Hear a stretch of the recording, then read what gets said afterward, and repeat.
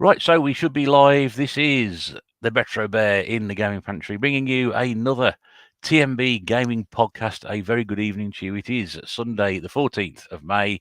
It is 8 o'clock here in the UK. I say good evening. You may be listening to this in a different time zone, a different place in time. You might be listening to this next Wednesday. So hello and welcome once again. Glad to have you back with us. Back on the weekly or the bi-weekly routine that we do. And tonight we are going to be talking beat 'em ups. Yes, we're not quite sure what sort of beat 'em ups we're going to be sort of discussing. We might touch on the old one-on-one fighters. We might be talking about the humble beginnings, the side scrollers, the renegades, the double dragons, the golden axes of this world. We should certainly try and cover as many things as we can during the course of the next 2 hours. As always, cut the tNb lads on tonight. One of them hasn't turned up yet, but I'm sure when he's finished stuffing his face, he'll be here. And we've also got a special guest on as well. So nice to have them going along. Nice to see some people in the chat as always. Let's have a quick whiz and see who's in there. We've got Susie. Good evening, Susie. Hope you're okay. Mr. Game Zone Birdroom is here. I hope she recovered from being forced to watch Eurovision at gunpoint last night. What he was saying anyway. You're okay, James. Mrs. Bear is in the house. Literally, she's downstairs. Gav, Snoopy Man's here. Good evening, Gav. Hope you're okay. Missed you on Fall Guys on Friday. Young Alan was running a stream. I believe he's doing it again this week. Coming. Hope we'll see you there. Ian's here as well. The Poltergeist podcast. God, that's a tongue twister. Hope you're all right here. Nice to see you. Haven't seen you in for a bit. Trev from Coventry's here. Good evening, Trev. May see you next weekend if you're at the Birmingham Gaming Market, which I'll talk about in a second. Philip's here as well. Good evening, Philip. I'm very well. I hope you are too. I say I'm very well. I've mowed the lawn today. And I appear to have hurt my knee, which has been hurt for a few days, but I've exaggerated a bit better a bit from there. That's it. Pixel Plug is here and all. Good evening, Pixel Plug from just down the road. Nice to see you here as well. And we've also got Andy Onions in as well. Good evening. Hello, gamers. Hello, Andy. Nice to see you along for the chat today. Good to have you with us. Yes, so very, very quickly, just a quick plug for the Birmingham Game Market, which is coming up next weekend. That's a week today, May the 21st, 11 till 4 at the old Custard Factory in Digbeth in Birmingham. I think it's you can still get your early entry tickets. I know because I bought mine the other day. Cost you £5 to get in, or I think it's £3 after 12 o'clock. Always a good event if you're looking to pick a few bargains. Lots of traders going to be there that we know and speak of. A couple of big ones locally to us. I believe Hidden Chest are going to be there. Vintage Gamer is going to be there. And also some of the big ones from around the UK. Console Passion are always there. Loads of different people. If you are about, hope to see you there. And it'll be a good day for everybody. Good evening to Goldtooth as well. I'm sure, I think the Nottingham Expo's coming up in July, I believe. So I know he will be there, certainly. Not sure if I'm going to be there for that one yet, but we'll have to see. Good to see everybody in tonight. Right, let's bring in... oh, no, we've lost our guest. He'll be back in a second. I'm sure he will. Okay, well, in that case, I'll bring in the tNb lads because they're here now, sitting patiently waiting. Let's bring in... well, somebody's name's quite appropriate for tonight's subject. It's Pete Fighter, being known tonight as Pete 'em Up. Clever wordplay there, Pete. Good evening to you. I do. I was going to actually, that's the name of my channel was going to be Pete 'em Ups, but I didn't want to get confused with Beat 'em Ups because that guy sucks. But it's been like 10 seconds and I've already slagged off a YouTuber. That must be a record. Yeah. Let's go be a record. How are we going? How are we doing? Yeah, I'm all right. As I said, I've sort of nursing a sore knee at the moment, so I'm not quite sure what's going on with that. But I think it's old age catching up with me, to be honest. I'm not as fallible and as young as I used to be. Yeah, but at least you're not 38 and feeling it like I am, because I'm in an absolute state. I'd be a bit worried if I was feeling like that. But yeah, I don't know. I've had a nice weekend, so it's unusual. We haven't got a bank holiday tomorrow. I'm getting used to those. Not working on a Monday would have been quite good, that. I'll never work on a Monday, but yeah, I've got because we haven't got a bank holiday tomorrow, I've got no excuse. I've got to go and see my mum, so I'm actually genuinely considering just taking the Switch along with me and just playing Zelda all day, but yeah, I was going to ask you about that. Well. I'm going to ask you about that in a minute. We'll touch on that We'll touch on that briefly before we get into the subject, because I think that'll be an interesting one. The big game release of the week, wasn't it? This one. So, people talking about it. Right. Let's bring in our guest because before we bring in our other tNb members, I was going to try and bring you in first of all, and then he disappeared, but he's back now. He picked the subject tonight. Got a YouTube channel of his own. Somebody else spent some time on streams with him. Well, very knowledgeable guy. Always entertaining to have him part of a stream. Very pleased to say he's making his tNb debut tonight, and it is Champion 2D Rob. Good evening, Rob. Guys, How's everybody doing? We're doing well, mate. How are you? Yeah, I'm doing all right. Yeah, there was a bit of a delay, so I had to because I think my internet is acting up a little bit, and there's definitely a delay going on because I had to log off. I had to log off and then come back in again. Hopefully, because that thing. So if it gets too bad, I'll try again in a bit. But anyway, how's everybody doing? We're doing all right. You're not immune to the old technical difficulties, which you'll be right at home on this sort of podcast because we always have technical difficulties. You know, if Nath was here, you know, he'd still be trying to get his internet connected. So it's one of those anyway. But no, it is a pleasure to have you on. Like I said, you know, we've done a couple of streams elsewhere together in the past on different subjects before, and I know you were keen to come on and talk about this one, and so it's a great pleasure to have you on, mate. And you know, it's. Do you know what? It's been a pleasure. Yeah, it's been a pleasure. It's a pleasure to be on, man. I've wanted to come on and chat to you and Pete for a long time now. It's a shame. It's a shame that Nath can't join today. Would have been nice to chat with him, and I know sometimes Eddie comes on the show as well. You know, does he? But you know, busy guys and all that. Yeah, back in the days anyway. Well, I mean, I know Eddie's obviously in the process of sort of moving stuff around at the moment. So it's a shame he can't be here because I thought this would be something that he'd love to come and do. But I know he's committed to it. And Nate actually just messaged me there saying he might be able to pop on for a bit, Rob. So you might get your wish granted there. But you know, we're happy for anybody to come on. So, but no, I'm looking forward to this. Nice. I know it's a real passionate subject of yours, and you know, we look forward to listening to what you've got to say about it. So we'll come back to you in a second. Let's just bring some comments in very, very quickly. Just catch up because a few people have come in. I've seen Mr. Ali. Ali's here. Good evening, Ali. How you're okay, mate? Nice to see you in. I see Ali. There he is. Yeah. See, Rob True Champion. There we go. Big sexier version of me. Rob looking manly tonight. There we go. Andy says I've got the big game on. Looks like a group of old school WWF wrestlers. I don't think I've ever been described like one of them before. No, that's true. We're just all a little bit slow and a little bit more tired. That's it. Very, very much the case. I've got a bit of a Steiner thing going on, haven't I? So.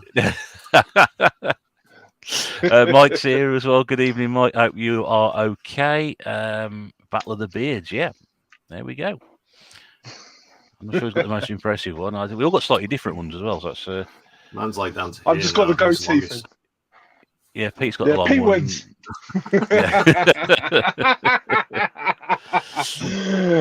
Right. Okay. Let's bring in one of our other tNb guys. Sean's here as well. How do Ken? There we go.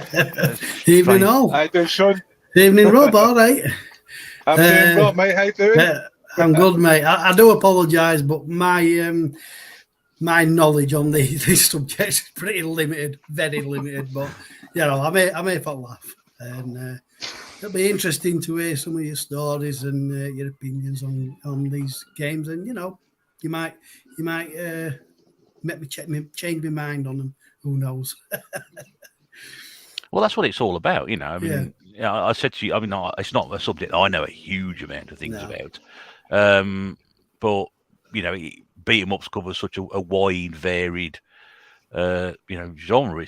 As we were just briefly talking about before we came on. You know, there is the one-on-one aspect, which I don't like at all. But then there is the origins of it, which is a completely different sort of thing. So you know, when we go back to things like Double Dragon and Golden Axe, Sean, you know, you play things like that. Yeah. I like them. Yeah. So that's very much part of it. So we'll whiz our way through it as we do in a normal fashion.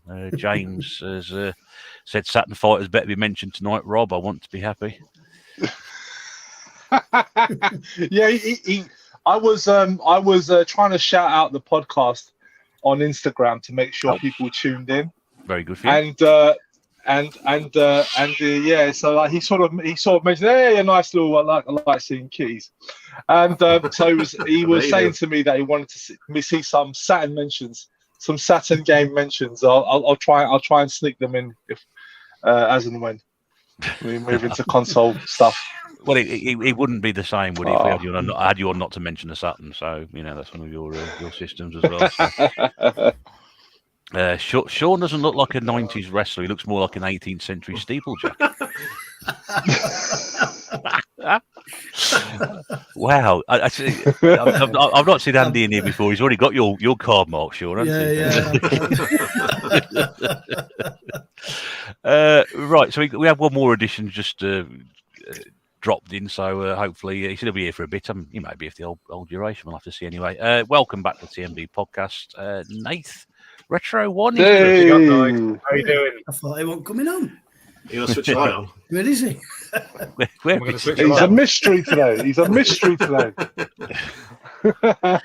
He's using the natural sunlight. We've got to take advantage of it now. That's it. Give him an hour. That's how we pitch black. It's just a light like Griffo. It's all right. Oh dear mate. How are you, mate? Anyway, you all right? Knackered. It's been a long day. That's why I didn't think I was going to make it, but I thought I'll drop in for a while if I can. No, I know you said you pop in. And everyone else. Yeah, you pop in for a while, so that's good to see you on, Neef. Good to see you on, my friend. Yeah, Just before we Eurovision, very late. Yeah, that was a late night, wasn't it? Yeah. Yeah, No, I didn't go. I'm not lying. No, I know you didn't go. No, I didn't. There was a few of us on WhatsApp last night, weren't we? We were talking, and I was talking in another group as well. So, all right. Before we get started on the beat 'em ups, very very quickly, just want to ask everybody's opinion, or if they have, or they are thinking of, or not thinking of the new Zelda game which came. Oh, there's a phone. Who's that? It's pizza delivery. That's all. That's Link calling. A pizza delivery. You're gonna be eating pizza. Oh, bad Jules. Oh dear me. Just want to get everybody's opinion and thoughts and opinion on the new Zelda game. Is it something you picked up? Is it something you're looking to pick up? Is it something you're not interested in? I know Pete's already mentioned it before we came on. Pete, I'll start with you very very quickly. Just is it something you picked up or looking to get? Yeah, it's I got it on pre-order on release day. I didn't get to play it till yesterday, but it's fantastic. It's virtually the same game, I'm not going to lie, as Breath of the Wild, but if it ain't broke, don't fix it. It's fantastic. All I've done at the minute is just spend probably about 10 hours so far just walking around doing shrines, which are they're just like little puzzle rooms that you find where if you do one of them, you'll unlock some kind of gem, and then if you get 4 of those gems, you can bump your heart points up by 1, so you got a bit more health. All I've been doing so far is finding those and doing those, so I'm kind of not anywhere in the story yet, but really enjoying it. It's just nice to be back in that game again. Okay, Rob, anything, is that something you're interested in, or? Well, yeah, I mean, I'm interested, but I'm in no rush to get it because I haven't played through Breath of the Wild yet. I've only spent half an hour with that game, and I have to say it's probably one of the most daunting games I've ever experienced. I honestly tried to give it a good go, and I will go back to it, but I started playing it for about a solid half hour, and I just didn't know what to do. It was just too open world for me, and I like open world games, but I just had no clue where to start. Once I got the glider, I went up a tower, got the glider, and then I was like, where the hell am I supposed to go now? I had no idea. And I was like, no, this is too much. This is too much for me. I don't know what to do. But no, I'm gonna give it a proper go and eventually get around to Tears of the Kingdom. But I'm in no rush to get it, obviously, because I don't, at some point, maybe one day. It's part of the beauty of these last couple of Zelda games, though, because it literally just gives you a little bit of sort of exposition of the story. and then gives you the end kind of goal, and then it's like it's up to you how you get there. And it's just that's what I you can go straight to the final boss. Yeah, You if you can got a just, death wish, if you wanted to, if you're mental. yeah. Ali says, isn't the new Zelda an overhyped DLC? No, I don't think so. No. Is it anything like Pikmin? That's the other question we want to know. Oh, that's the only downfall is it's not like if it were, it would get 20 out of 10, maybe more. Gordon's here. Good evening to you. Yes, Gordon. Good to see you. Joe's here as well. Good evening, Joe. Yes, Joe Gaming Girly. Yeah, just finished playing Mega CD, doing a bit of a gameplay for my channel. Good to see that. Good to have you in as well, Joe. Road Avenger, wasn't it? Should be playing. Oh, Callum's here as well. Good evening, Callum. Oh, nice one. Even though I completely agree, Pete, Breath of the Wild's one of my favourite ever games, and this makes that look like a preview expanded upon it in every way. One of the few video games worth a new price tag. There we go. Trev says it's an adventure game, Rob. And I'll say this, according to Callum, if you haven't bought the game yet, go to Argos because it's 50 quid in Argos. I got it 45 from Curry's. Oh, that's even better then. Well, there you go. The retail 60, so you know. Yeah, Curry's had a thing on for pre-order where it had a 20% off code which you could put in, and it worked out like 45 quid. Oh, nice. So I didn't know Curry's was still around. I haven't seen the Curry's. going back in it, yeah. James here, Retro Import Gamer. Gordon says Breath of the Wild never clicked with me, and Philip says he needs to give. Philip says he needs to give Zelda games a go someday. What about you, Nath? Is it something you've got or looking to get? Oh, something I'll pick up now for you. There we go. Oh. Shall I do a live unboxing? Can we have a quick look? Hang on, there we go. Look. There you go. Oh, well, we would do, but you're sort of coming through in 4 bits at the moment. So it's all right on my side. It's there somehow anyway. So there we go. Have you played it yet? Or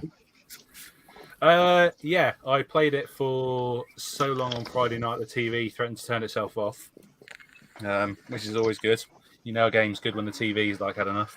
But on the weekend, I haven't been able to play it too much because I've just been out and doing things the last couple of days, which is just too much. And obviously Eurovision, so you have to drink lots of wine and do that with people because things.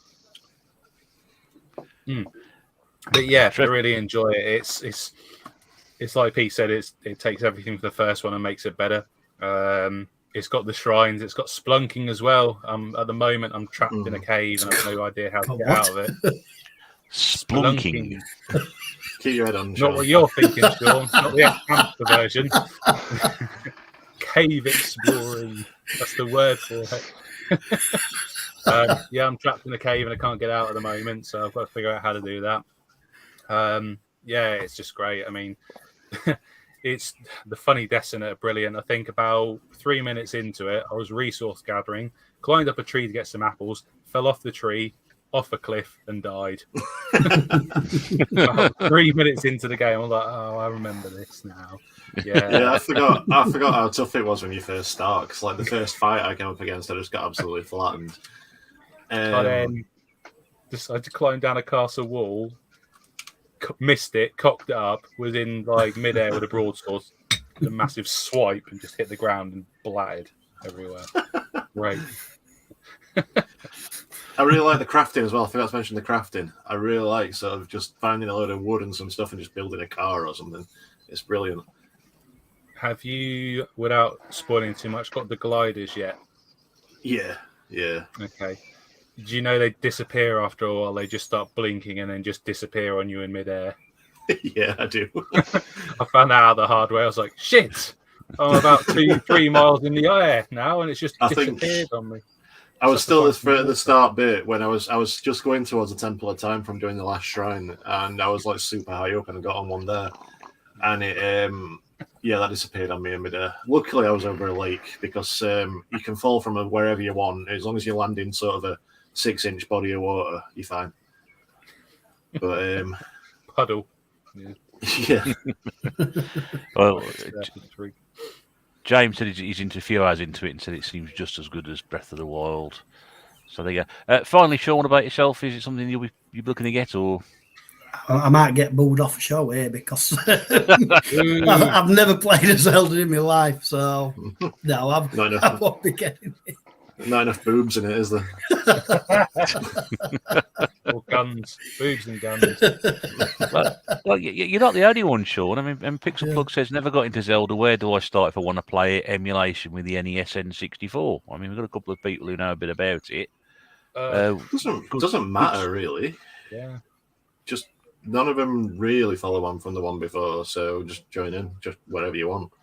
I mean, yeah, they're on enough platforms now. You can get them on the 3DS. They're Ocarina and Majora's Mask. They're great, and the updated graphics are pretty good, to be honest, because they do look a bit crap going back to the N64. Like, you can get the first two, I think, on the Switch for like free, I think, if you get the online membership. SNES one's really good, but it's bloody hard. Plenty on like the Game Boy, like, you know, all handheld systems, Switch.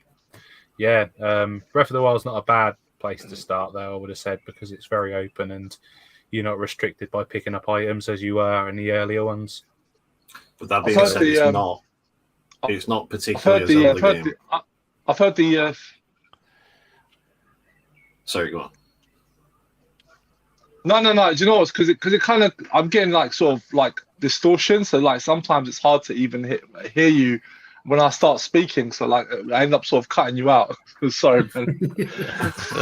It's just the technical issues. But anyway, I was saying the 3DS exclusive game. What was it called? Link Between Worlds. Link Between Worlds. I hear that was pretty good. Like I've yet to play. Fantastic. Really, really good. It's one of my favorite ones, actually. I mean, I'm not a huge fan of the series as a whole, but it's like I say, Breath of the Wild and Tears of the Kingdom, A Link Between Worlds, Twilight Princess, Wind Waker. They're probably, they're like the must plays, I reckon. And the Switch version of Link's Awakening, that's amazing as well. Okay, all right. That gives Pixelbug some ideas. Thanks for answering that one, chaps. Just very quickly, a couple of people commented on that one. Joe said she's been asked many times to get new Zelda game. She says not her cup of tea. And if you know Jo, you know she likes her tea. So that's definitely not something she'll be picking up. But Ali says Ocarina is his favourite. Gordon loves Zelda games, but the open world put me off, unfortunately. But does want to give Breath of the Wild another go. It really is. It really is very open world, because I'm used to sort of open world games like Days Gone and GTA, but these are way more open world in the fact that they don't, because at least with those, even though with like games like GTA and stuff, like they do give you sort of a guided path to some degree, whereas Breath of the Wild pretty much leaves you to it like completely, which I find quite difficult. I'm not used to it. I'm not used to that. Like I need some guidance in my life. It does give you some guidance, but it's got enough that if you go off and explore, you might find something interesting, or a weapon or a shrine or something that's unusual, or something to increase your armor, like something like that. But I quite like the open world for that, because you're just bumbling around and you find a cave and you're in that for about 10 hours or something like that. That's quite good. Not necessarily on Breath of the Wild, but games of that kind of type, like Elder Scrolls. Right. Okay. Thanks for that, guys, on your comments on the Zelda game. Quite a few people have mentioned it in the chat. That's fine. People are trying to casually catch my attention, saying, "Get back to talking about beat-em-ups." Joe said it. Trev said it. Alan's here. Good evening, Al. Yeah, Trev. Okay, yeah, beat-em-up chat. It's funny Al said it, because he loves Zelda. Like, yeah, I thought it was his favourite game. Yeah. I mean, whatever, Al. Yeah. Marcus is here as well, Dad and lads. Good evening, Marcus. Okay, right. So due to popular demand, we'll start talking about what we're going to talk about tonight. While Rob's here to talk about beat 'em ups, and as we said at the start, if you weren't here at the start, I mean, we'll start off at a certain point and we'll go through and hopefully we'll try and cover as much as we possibly can. As I always say, this isn't going to be an encyclopedic guide to beat 'em ups. We are just simply going to talk about what comes into memory, what we're going to, from points we started in. Some of us have got more experience with this subject than others. Some of us will be able to speak a bit more about it than others. And hopefully we'll all sit there and learn something at the end of the day. Rob, you very kindly volunteered to come as our special guest and pick this one of the subjects you want to talk about. So, where did this genre sort of start with yourself? Start us off. Oh, it's for me. Well, it's basically the beat 'em up genre was my entry point to arcade gaming, and I remember this would have been back in '89, and I was on a trip. I was up in Alton Towers, and I was literally on my way back. So I was actually I was leaving Alton Towers. I was on my way out, and me and my mum were walking by an arcade, and I don't know why, but I just saw a group of kids like crowded around one machine, and it just caught my curiosity. So I sort of begged my mum for like 5 minutes to sort of go in and have a peek. And I went in, and the machines were all hovered around was the Teenage Mutant Ninja Turtles arcade game. Yeah. And as soon as I saw that game, like I was just in love. Like I was just entranced by it. Although I never actually got a chance to play it that day because there were too many kids around it, and then my mum was bugging me that we had to go. But I made a mental note of it, and about a week or so later, I went to one of the arcades near me, and I went on it, and I was hooked. But for me, the real appeal of the beat 'em up was the fact that someone would just come up to the arcade machine and play alongside you. Or in this case, because the one I was playing was a 4-player one, so you could have 4 people around one arcade machine, just having a blast, and I was basically hooked from there. Because shortly after that, I discovered the Simpsons arcade machine. But for me, the one that really sort of entranced me for a long time, and I'll talk about this in a bit more detail in a second, but was Spider-Man, the video game. Right. It was an arcade game from Sega, and you could play as Spider-Man, Hawkeye, Black Cat, and the Submariner, and it would shift from beat 'em up to a sort of action platformer, which was like very similar to Strider. Like the camera would zoom out, and it would turn into sort of like an action platformer in a sort of Strider style of game, and then it would go back to being a beat 'em up. And I was hooked on that game at the age of 10. Like I played that game every time I would go into an arcade. I would play it to death, and and that just solidified for me. That solidified my love of arcade beat 'em ups, and then it sort of went on from there, going into the Capcom games and whatnot. And so that was basically my entry point into the genre. Right. I mean, that Spider-Man game you mentioned there. I was aware of a couple of the big Marvel ones around the time. The one that comes to mind immediately is the X-Men one, which I was actually ironically playing last week off emulation. But that came a little bit later. I think just after the Spider-Man one. Yeah, I think it was later. I mean, I remember Turtles before that, and the Simpsons certainly were before that as well. But that's one that I remember from the superheroes type of thing. I mean, again, my first introduction to sort of the arcade style thing would have been the Turtles, and as James points out here, the trap music on that. It was the theme tune for the cartoon, which at that time you'd walk into an arcade, you hear that. The same with the Simpsons as well. You'd hear it going around. So I came in probably around about that time as well. So we're talking, you said 89, late 89, 90 period. And I like I enjoy playing. I was never any good at them. That's the point. I could sit there and stand there with 2 or 3 people and play on Turtles, and be the first one eliminated quite easily and falling down that bloody hole all the time. That's why my nickname at school wasn't "Duh, who turned out the lights," but that's how it was. But they were great big hulking things, weren't they? And you just. They attracted and brought you in and to play those. And then for me, it was also games like Double Dragon, which ran alongside it. and Golden Axe as well. You know, I don't think I played that in the arcade. I'd like to say I did, but maybe I didn't. Probably more home console or home versions for me on that one. But around that time, it was very much the king of the sort of side scroller of sort of beat 'em ups. Just very, very quickly before I just jump onto the chat, I know Rach has popped in as well. I hope you're okay, Rach. Good to see you in. Philip said beat up John for him started with Golden Axe one on the Mega Drive. It was an excellent game. It's slightly hard. I've seen Eddie's popped in as well. So good evening, Eddie. There we go. Double Dragon. FTW. Ali remembered Spider-Man. There we go. Philip also says my favourite Streets of Rage game came from the ones I've played would be Streets of Rage 2. Need to give 4 a shot and eventually get it. I think Al mentioned Streets of Rage as well. Sorry, I might have skipped past that one. I wish I knew the Bucky O'Hare arcade game as a kid, said Eddie. He'd have loved it. If I could just interject there a little bit, actually, I was talking about that before we started. Would that be classed as a beat 'em up, really? Because it's more shooting. Yeah, you mentioned that, didn't you? Yeah, I would say yes, but I understand the argument as to why it's not, because you're right. There is no actual fist punching or it's just sort of shooting, but the structure of it is in the style of a beat 'em up. So I would argue it is, but I understand people that say it's not. But I would say it follows the basic guidelines of a beat 'em up. So in my eyes, I would class it as a beat 'em up.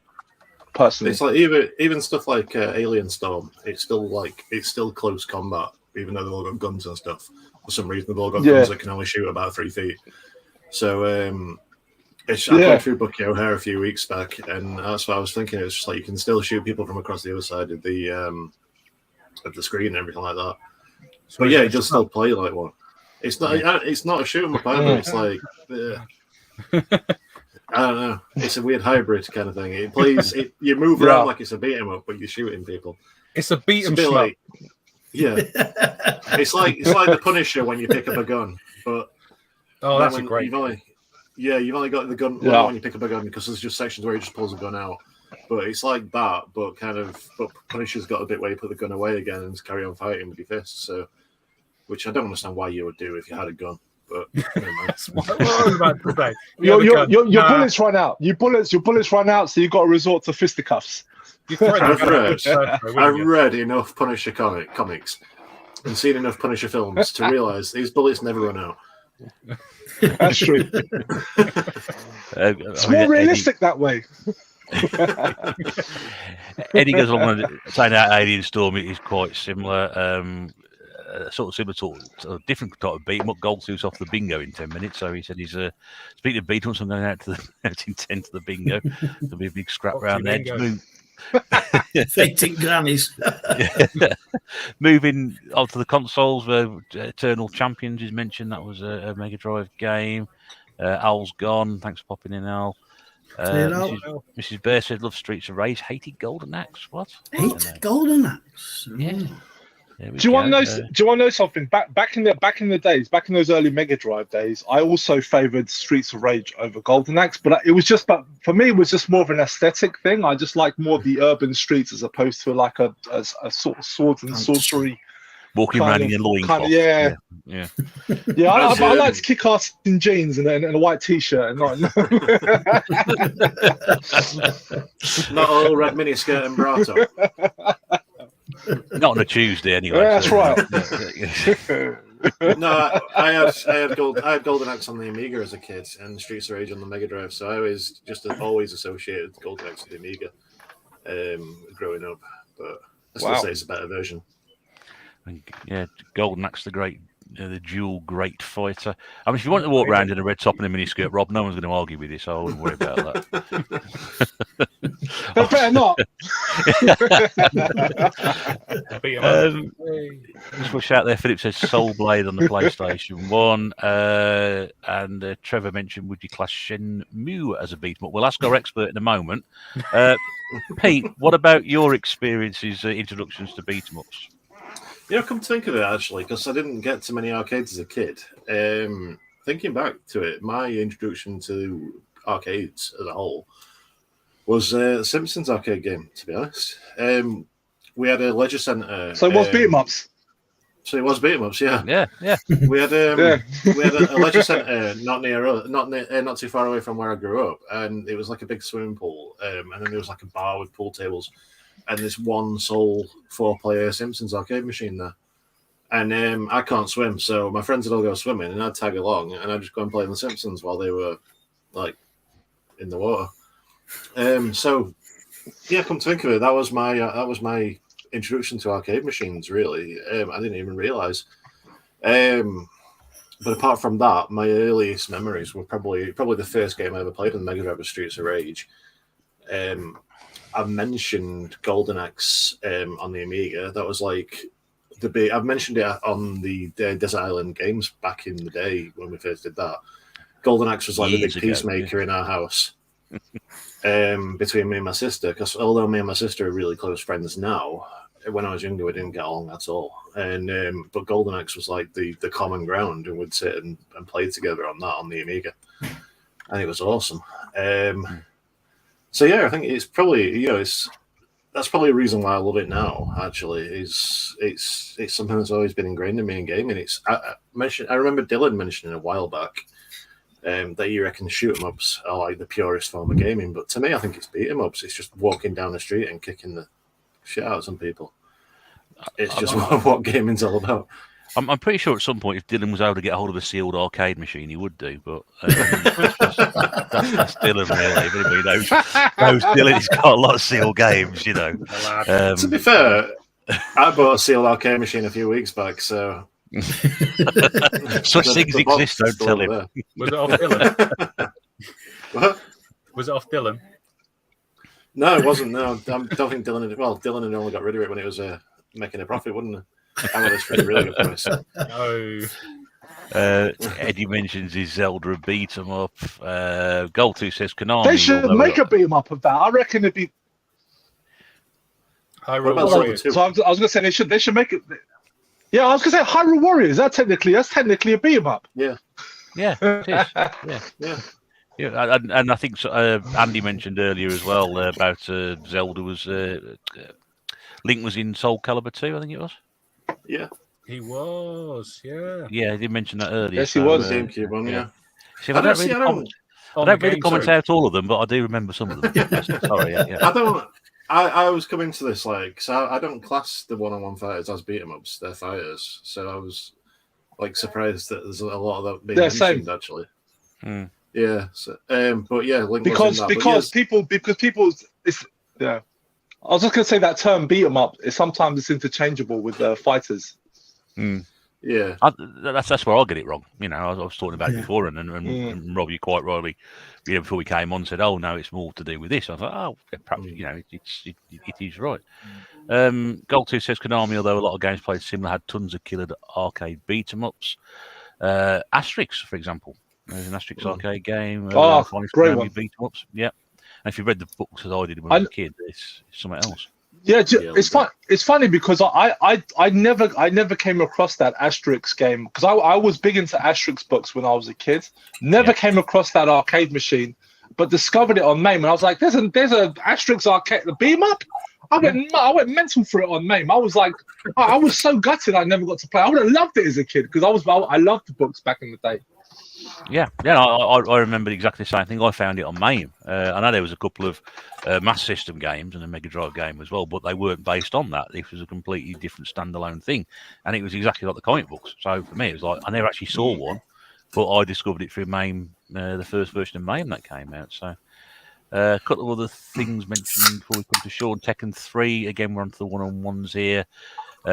Mixture here from James. Renegade, Kung Fu, Way of the Exploding Fist on the Spectrum. There's a bit of a mixture of games there. James and Burner says Shenmue, definitely not a beat 'em up. It's an interactive video game. We haven't asked the expert yet. Well, we're coming to him now because I'm asking James that. Can't make that. James can't make that. I'm coming down to him now, Sean. Yeah. Go on then. Your experiences, but do you want to answer that question first of all? Expert opinion. James is right. Don't say that. No, I mean, it's got beat 'em up elements in it at certain points in the game. It is a beat 'em up. It's It's a hybrid beat 'em up. Well, No, it's a hybrid one-on-one fighter arcade game, not arcade game, adventure game sort of thing. yeah, I'd say it's more an adventure game with But the beat 'em up fighting's elements. the fighting's more in a sort of like Virtua Fighter and stuff like that. It's not like you've got like a sort of free roam around. They've done it. Tekken 3 does count though because of Tekken Force. I must admit, I'm getting mixed up here. The Tekken Force mode. Sorry, I've hijacked the question, but yeah. I keep already thinking said that James is right, so technically you haven't. But isn't every video game an interactive video game? Because if they weren't interactive, then I wouldn't want to play them, really, would I? So that's a film. No. That's far No, too it's true. deep for a program like this, mate. Come on. People are going back to work tomorrow. They'll be sitting there thinking tomorrow, was he right? Was he? If a tree falls over in the wood, does it make a noise? So people are thinking that's a question for We that. don't need philosophy like that on this podcast. Exactly. You know, have you not watched it before? No. Yeah. Sean, so beat 'em ups then in general. What's your thoughts? Where did that start? Did you play many when you were a puppy, or? Yeah, I suppose I did. Like Eddie mentioned, Double Dragon. But I don't really think Double Dragon got me into beat 'em ups. If I'm not mistaken, I would put that down to Kung Fu Master on the Commodore 64. I think that was in my earliest venture into a beat 'em up. I must admit I enjoyed that, and I think it's why I enjoy Vigilante so much, because that's basically an updated Kung Fu Master, so I suppose. But I mean, I must admit I do like beat 'em ups. Earlier, I must admit I thought we were talking about one-on-one fighters. I thought, the term beat 'em, I thought that's what it was. They're not my cup of tea, but yeah, these certainly are. And there's also I played loads of them, Golden Axe, Streets of Rage, and enjoyed them. So, but yeah, Kung Fu Master and first foray into it. I played Kung Fu Master on the 2600. That was my first time I played that. What's that like? Not bad actually. Yeah. Considering the limitations of the Atari, the old wooden Atari, it wasn't so bad. Better than some of the games I tried. I mean, there's a version of Double Dragon on the Atari 2600 as well, which is horrible.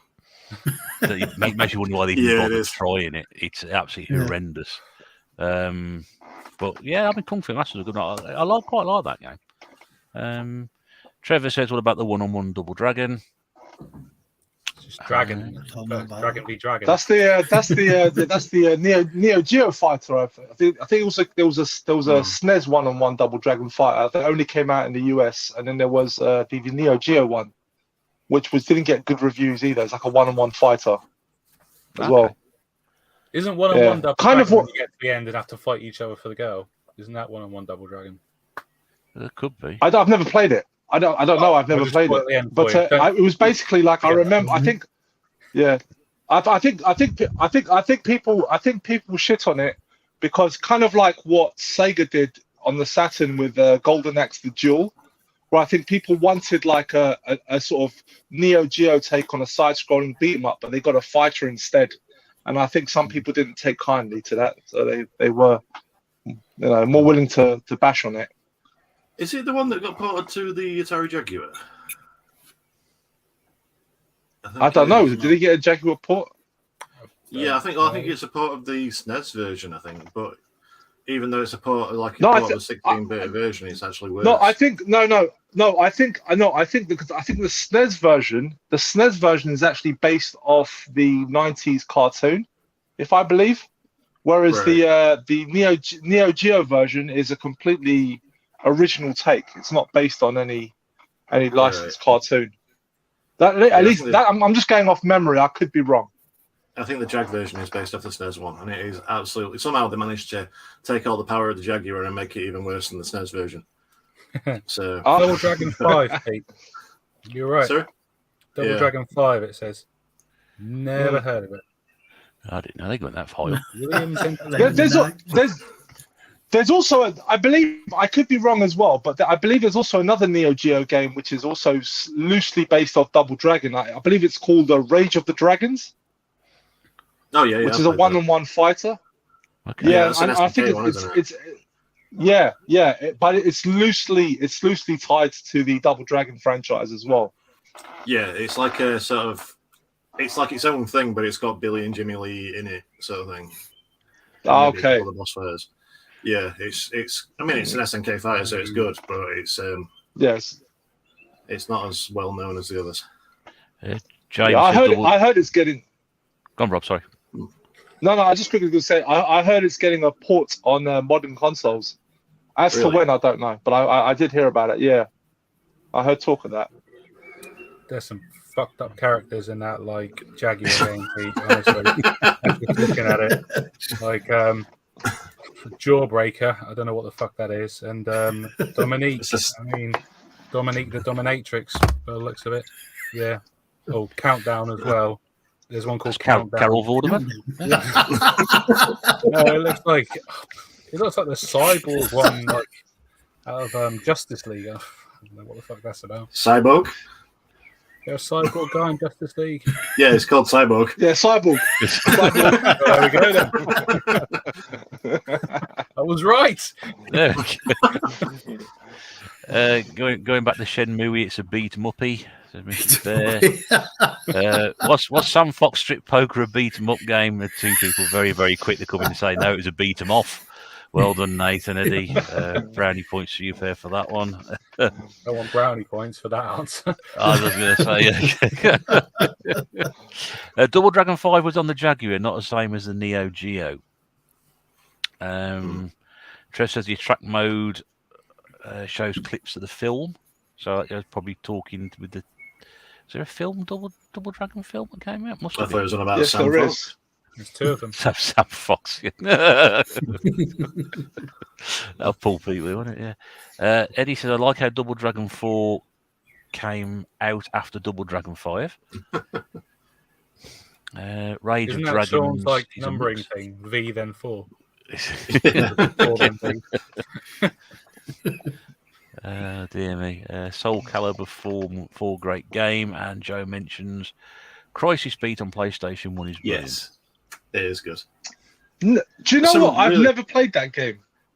I completely Yeah, missed out on it's that good. one. I've been trying to get it, but it just it sort of shot up in price a bit, and I'm like, I don't want to own it now. But I did want to have that game, so I never got around to it.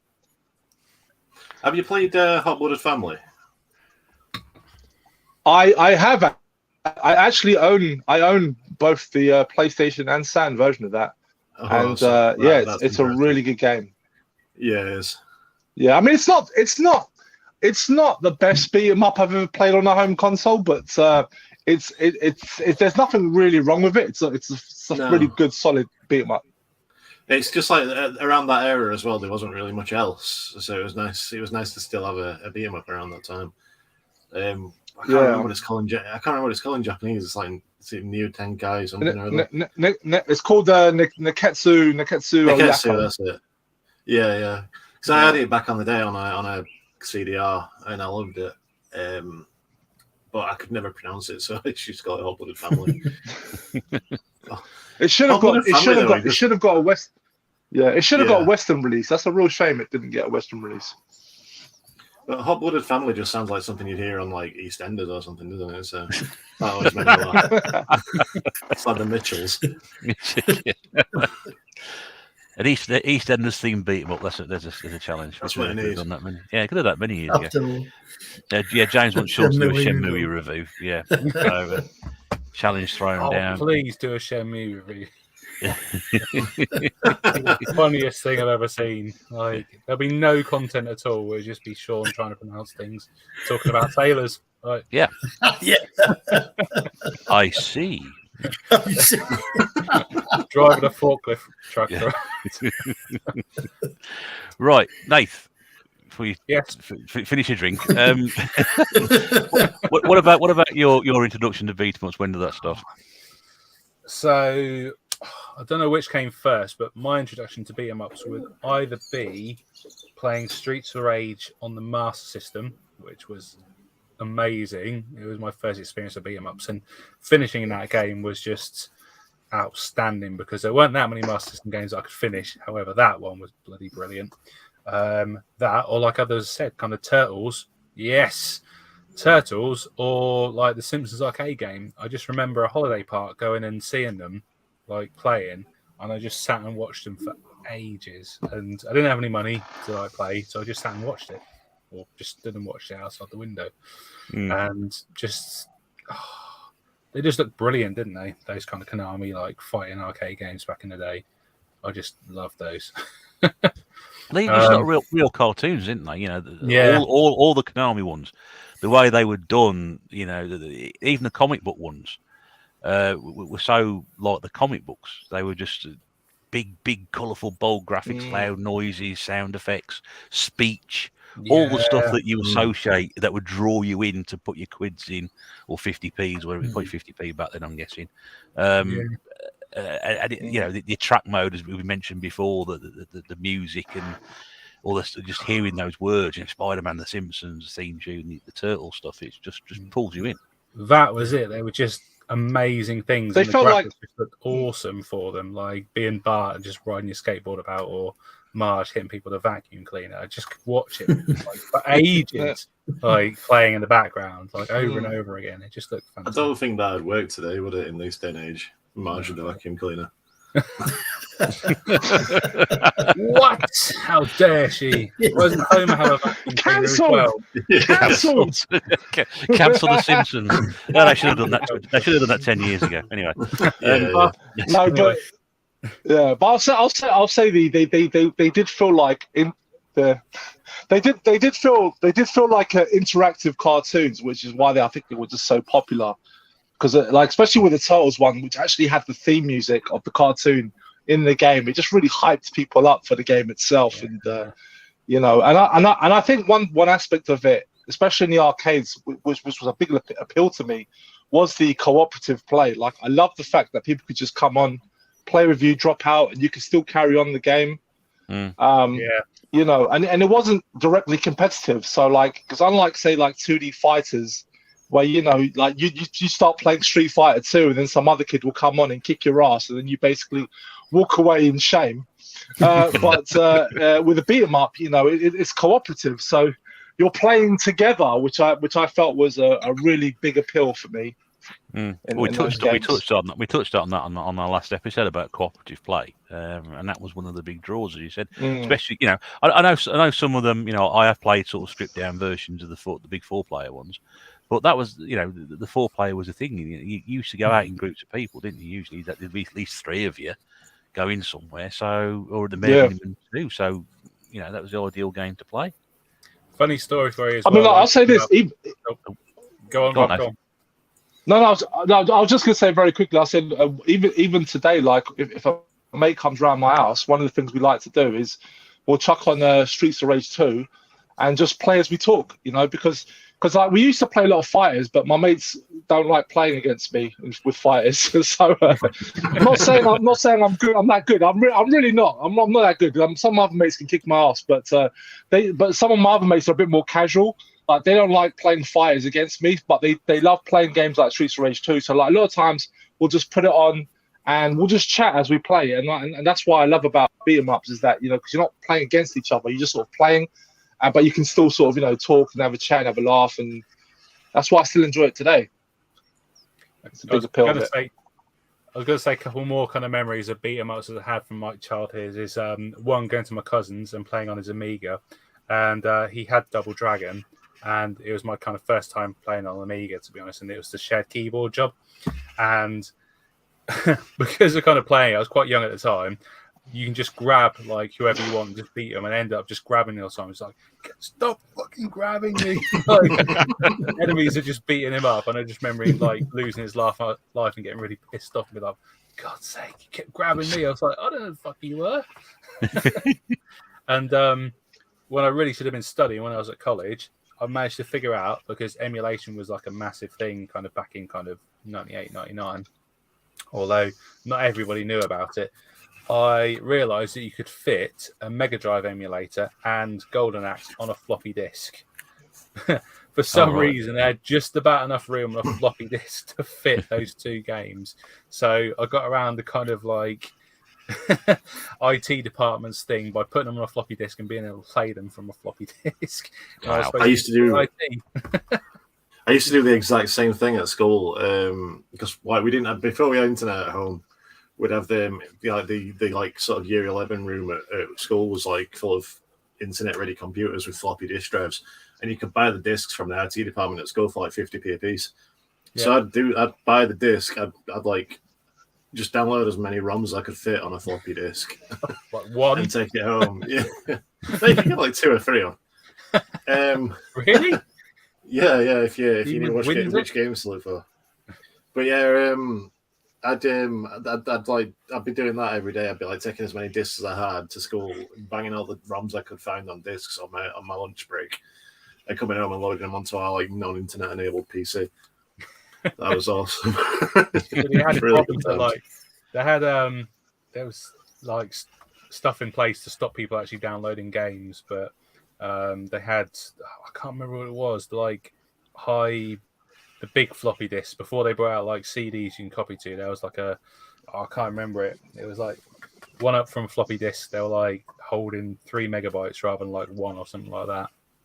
And there was a guy who had those and just brought it in and downloaded stuff. But if they caught you doing it, you just get banned. So I managed to get the emulator and the game to run from a floppy disk rather than installing anything on my like account to actually get caught. So like a zip disk, was it? That's it. Was it zip disks? Zip disk, yeah. They had a special drive and everything for it. That's right. Yeah. Oh, going back a bit now. Yeah, zip disks. Wave of the future. Don't know why they never came on. Right, let's whiz through some of these comments because quite a few comments been left there. Joe going back to first one's Golden Axe in Streets of Rage. Final Fight Mega CD is brilliant. Quite a few people have mentioned that one. Wrestling games should also be classed as beat 'em ups. They are. Well, I don't know. I'm not quite sure about that one. They've got their own category, haven't they? The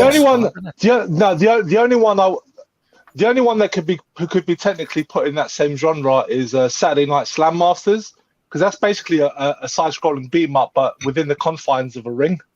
But it plays just like a side-scrolling beat 'em up. But everything else, I would say no. Yeah, I would agree with him. I would agree with him on that one. I think because it's in a confine of a ring, it's slightly different. Otherwise, you can start putting boxing games in there as well, and in which case we'd be dragging everything into it. I mean, James there mentioned Saturday Night Slam Masters as well, Rob. Jay's here as well, Cybersnake 7. He said he'll take you on, Rob. How you doing, Jay? There we go. I know. Listen, you guys. When we went to Arcade Club in Bury, like I was exposed as a fighting game fraud because there was a lot of people there that kicked my ass. So, you know, I'm not saying I'm that good. You know, I'm just talking about against my own friends who are more casuals, but you know, not compared to us lot. No, a bit different story with this lot here.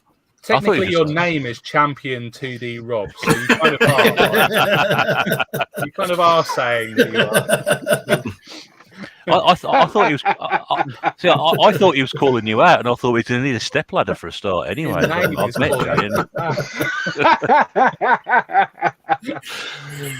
it's good to see you here, Jay. Thanks for popping in tonight, mate. It's nice to see you on the chat. Because we're dead low as well. We'll come. We've actually got a question. I'll just say a quick hello to Stuart, Generation Pixels here. I hope somebody has mentioned Target Renegade. Hey, Stu. I've just done it, so we've ticked that box. We've got a question from Mrs. Bear. What makes a good beat 'em up a good beat 'em up? Aren't they all the same? I think we will tackle this one before we move on to the next one. Rob? No. Yeah. Oh, yeah. I would say a good beat 'em up has to have several factors. I would say the most important factor in any beat 'em up, and I don't care about graphics, it's the gameplay. And to this day, I'll always say this: I don't care how good looking a beat 'em up is.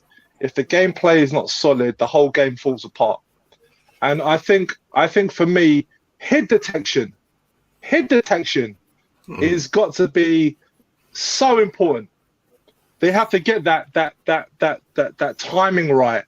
Otherwise, it's not fun. If the hit detection is off, the game is not fun. So hit detection is very important. Sound design is very important. And I'll say this because a good example of this, I'll say Paprium, which was a recent game that came out on the Mega Drive very recently. Everyone's heard of Paprium, I imagine. That game is amazing. But if I was to critique that game, and it's a bit of a harsh critique, is that you don't feel the impact of the punches. And that's just down to the sound design. And I felt that otherwise that game is so good, but it just seemed like such an obvious oversight. I'm quite amazed because they clearly studied the gameplay of Streets of Rage and stuff, but they missed out on a vital point. If you have good sound design, then you can actually feel the impact of the punches. So when you hit an enemy, it's satisfying. And some games don't have that, and I think that makes it a step down a little bit. Like, for example, Turtles the arcade game, I would say also lacks in that area. Like, it's not that satisfying to punch a character. But you play Streets of Rage 2, and when you hit an enemy, you hear that smack. It just sounds, it's satisfying. And I think Capcom did that really well with a lot of their beat 'em ups. And I think that's very important. Another aspect that it's not super important, but for me it's very important because it's appealing to the eye. And that it has to be colorful. I really don't like the ones that look very drab and boring. Like, it has to be bright and colorful, like Turtles, like Simpsons, like Final Fight, like Cadillacs and Dinosaurs. Like, I like the colors, and I think sometimes with especially with some of the modern beat 'em ups that are coming out, some of them do adhere to that, but there are others where it just looks so muted, and I'm like, that's not, it's not very appealing. Like, it's part of the fun is that arcades were colorful. If you're gonna try and make an arcade game, you got to bring the color back into it, and of course the co-op, very important. And you know what? You mentioned that thing about the hit detection. Until you actually spoke then and described it in detail, I thought, you know what? I hadn't even given that some thought, and you're absolutely spot on. And you mentioned Streets of Rage 2, and I thought, just thinking about playing that game. You are absolutely right with that. I can't disagree with that at all. I thought, bloody hell, that is absolutely spot on. That's what makes it that you feel like you're making that connection physically. It feels like you're actually not ever hit somebody, but it feels like that would be the right way it would feel. So from that point of view, it's spot on. Pete, you got anything to add to that one at all? Only that I'm absolutely over the moon that you said that about the hit detection thing, because that is it for me. That's why I hold like Capcom and Sega, and even Jalico, like over the top of the Konami games. It's because the Konami games, you when you're hitting them, you feel like your weapons are sort of passing through them, or your fists are passing through them. With Streets of Rage, you'd like hit them and they'd sort of crumple a bit, and then it would give you time to set up new more combos and stuff. And like Golden Axe, it was like that kind of rhythm of like hitting twice, knocking on the head with the pommel, and then kicking. It was like you'd felt like they were actually reacting to what you actually did. As much as I do love the Konami games, it just kind of feels like it feels like you're doing a move and they're next to the move, and that's kind of it. You don't actually feel like the connection of the moves taking place, but it's something that a lot of the newer ones do really well as well. Streets of Rage 4 is fantastic. Mayhem Brawler I really loved. Final Vendetta as well. That does it really well, and also like does Scott it really Pilgrim, well. Yeah, Scott Pilgrim it works really well in that as well, and that's like the big thing for me. That and also not making it really cheap. That's what makes a good fighting game for me, is when it's not super cheap. I don't know if anyone's played Iron Commando, but that is the cheapest game I've ever played in my life. I have an official repro of that game. Yeah, I've got it on the I've got it on the Evercade. You'll just be like mid combo and they'll just hit you because just because they can hit faster than you can, and there's no way out of it. And also, there's a nice bug. I don't know if it's a bug or if it's just trolling by the developers. But when you go into the options and set the game to easy on Iron Commando, it also makes the game harder. And and vice versa, you go into the options, set it to hard, and the game gets easier. I don't know if it's a problem, if it's a bug in the game, or if it's just a joke. But it's so frustrating. I don't think I've ever got past the second level. Yeah. Even setting it to hard and playing it on easy, I don't think I've ever got past the second level of that game. It's Do you know what, Pete? Since you brought up Final Vendetta, I actually before it came out officially, when I went to one of the London gaming markets, the developers were there showcasing the game, and I actually went to their stall, and you could actually give the game a go, and I actually told them that. Like I told them straight away, I said, for me, a beat 'em up falls on its gameplay, and I said to them straight, I said the moment I sat down and started playing Final Vendetta, I knew the game was a winner, just right off the bat, based off its gameplay. I said, just on the gameplay alone, I know that you guys have done your research, and they took what I said to heart, and they were happy to hear that, and I think because I actually ended up on one of their promos because of that, probably.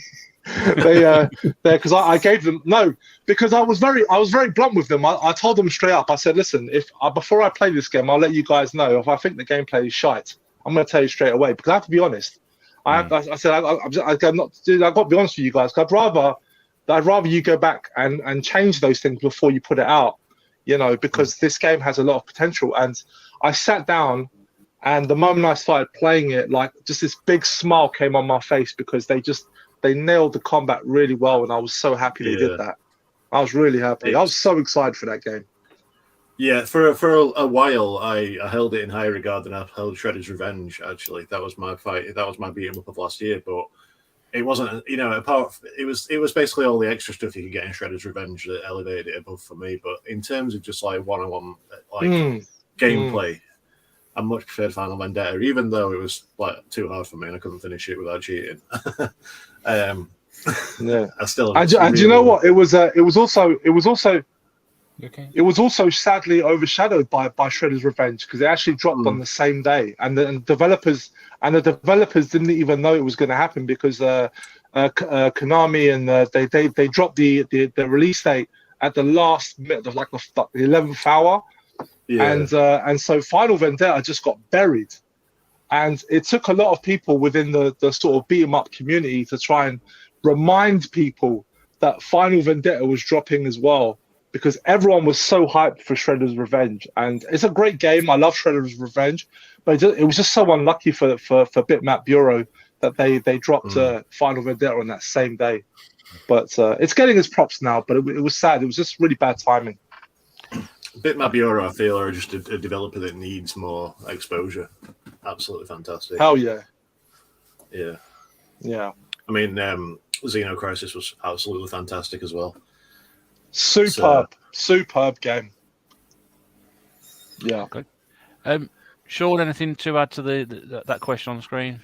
It's hard to add any answer to what those two have said, but only things I can think of is I like beat 'em ups to have a bit of background interaction, things to smash up, and you see something coming onto screen, you think, well, there could be a weapon behind that, there could be some health. I think that adds to the game, and also, a good difficulty level, a progressing level of difficulty.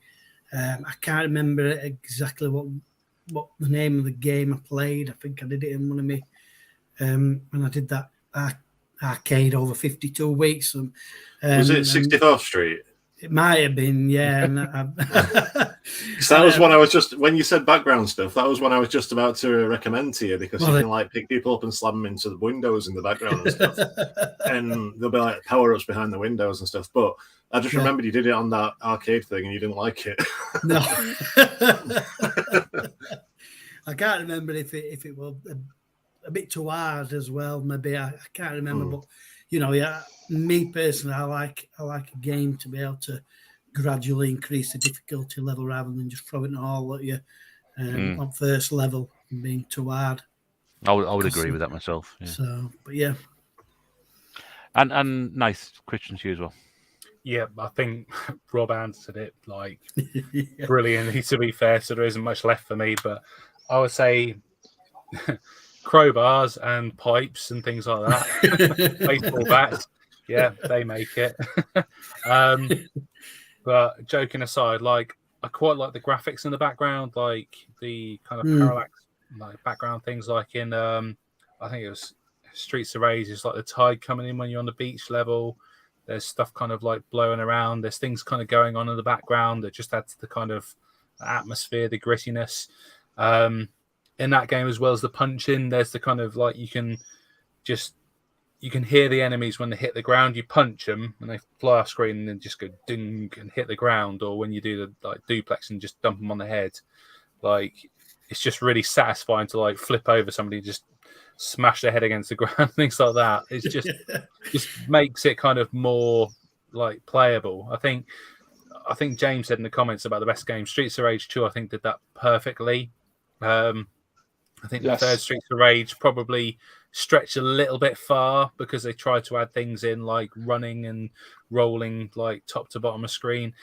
It was just a little bit much, I thought. But they did do the things, I think, in Streets of Rage 2 where they tried to combine two bosses in later levels. So I don't know if that was probably just because they didn't have the like room to like make new bosses. So I thought I would just bung two together in the cart, which made it really, really hard. I think you've got Jet and the kind of Blanca guy, I don't know his name. There's one kind of boss fight, and that's ridiculously hard. Pete will know the name, I won't. But no idea. Yeah, I know you mean though. You know the guy I mean, but his name's really weird. If I can, go on. If I can interject quickly, I was going to say like one of the reasons, like for me, like a lot of people know that Streets of Rage 2 is like one of my favorite game of all time, and the reason why, and also I consider it to be almost virtually a perfect beat 'em up because it has a very good difficulty curve. Like depending on the setting that you put it at, the difficulty is like it's just hard enough to give you a challenge, but not hard enough where it's impossible, where you just get frustrated. And it also has there's good level variety. It has a decent amount of levels, but it's not overlong where it wears out its welcome. And I think that's very important as well. And I think because some beat 'em ups are too short, and others go on for way too long. And I think that Streets of Rage 2, for a console game, has a nice amount of levels where by the end of it, you feel satisfied. Yeah. And I think that's also something that not a lot of people with beat 'em ups did. It was either too long or too short. And I think they got the balance just right. And obviously the music's fantastic. Yeah. And that's why I think in terms of like, if I was going to make a beat 'em up, like definitely I would look at Streets of Rage 2 as the template. Yeah. And that's exactly what the developers of Streets of Rage 4 did. When I think it was a .emu, where I can't remember who developers were, because obviously they were not the same team that made the original, when they were not the original team that made the Streets of Rage games. So when they were tasked with making Streets of Rage 4, they knew it was key to get the gameplay right. So they went back to Streets of Rage 2 and basically broke it down to make sure they got it like pitch perfect. It was very important for them because they knew that's how important that game is. But you've got to do that, and because that game was so like important to us and our generation. And to be fair, these kind of games are kind of, I don't know, the new generation. Are they really into this, or is it more kind of for us? It's more kind of us and that generation of gamers to kind of play that. I think it is. So how do you I definitely feel it. Streets of Rage 2, you can't, but you can kind of take the original and just try and make it better. But the music, like you're saying, the music of Streets of Rage 2, it's why it's kind of so featured in like, you know, so many kind of YouTube videos and things like that, because it's just brilliant.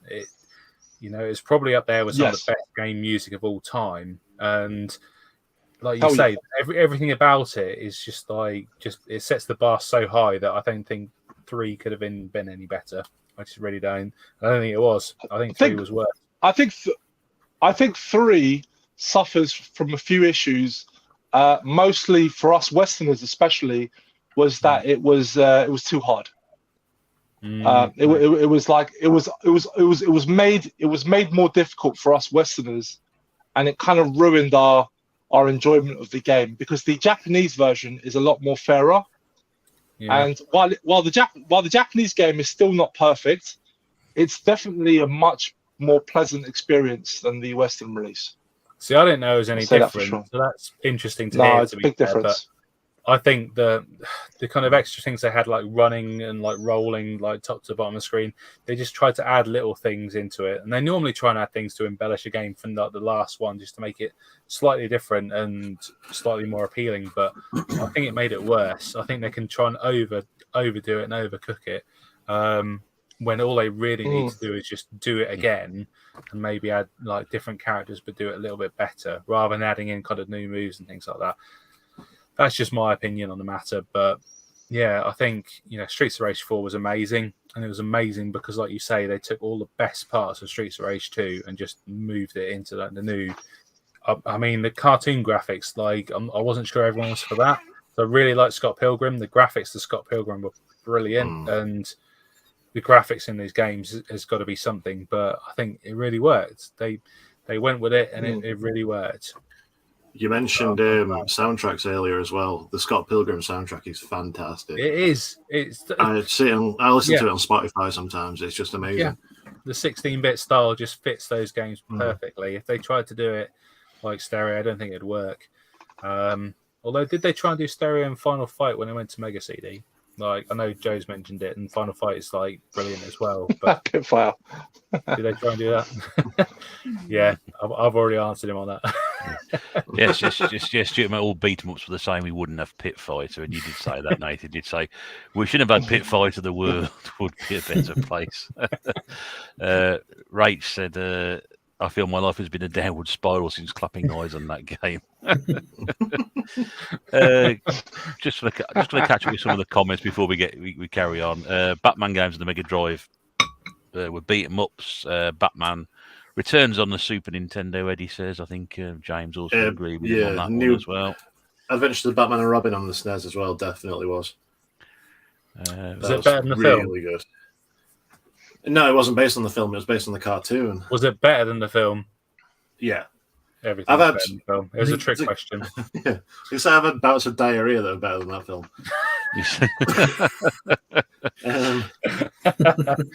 Batman and Robin one, Adventures of Batman and Robin, the cartoon one, was one of those games that was different on every system. But the SNES one was very much like styled as like a Streets of Rage style beat 'em up. Really good. Tetley's here as well. But I would say it was more of an action platformer with I'd say it was more of an action platform with beat 'em up elements, because it was not scrolling. It was like a one plane, single plane. Was it the Mega Drive one? The Batman, yeah. No, the Mega Drive game played more like a run and gunner. It played more like a Contra style game. It had I own both of them. Yeah, there was one of them where you. I think you might be thinking. Yeah, I think you might be thinking of Batman Forever, which was more like Mortal Kombat, no. Which was like no. Oh no, you're thinking because there was Batman Forever on the 32-bit systems, which was a side-scrolling beat 'em up as well. No, it was definitely one based on a cartoon. I'm sure it was, and I'm sure it had like a sort of 3D movement sort of thing. I don't know. I know it definitely wasn't the Mega CD one, because that was like a weird vehicular combat game, and that was awful.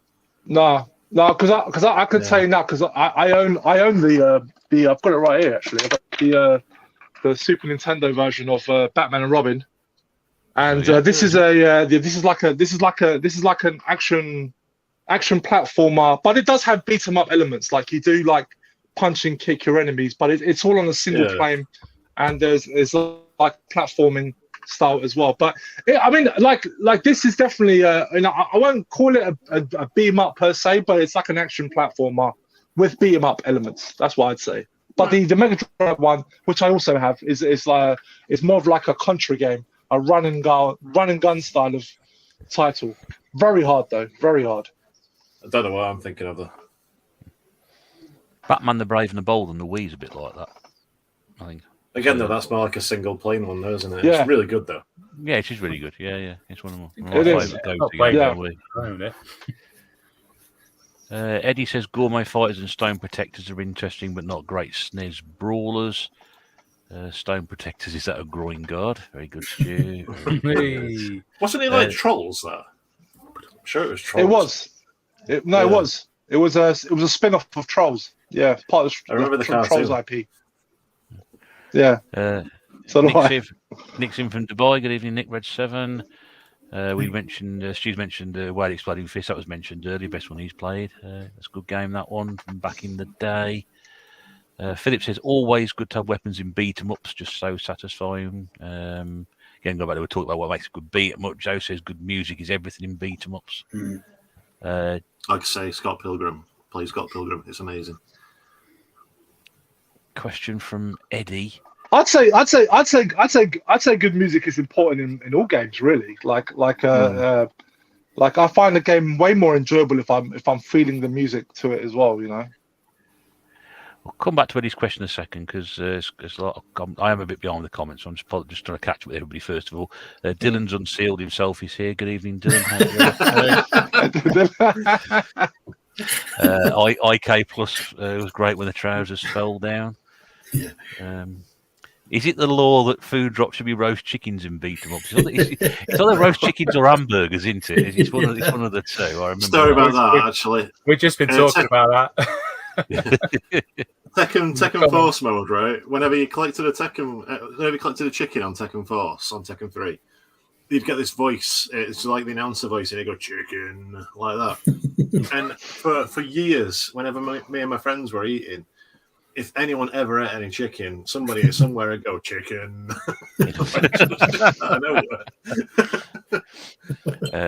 Rachel with a hygiene comment. I love how they don't think twice about eating food off the floor in those games.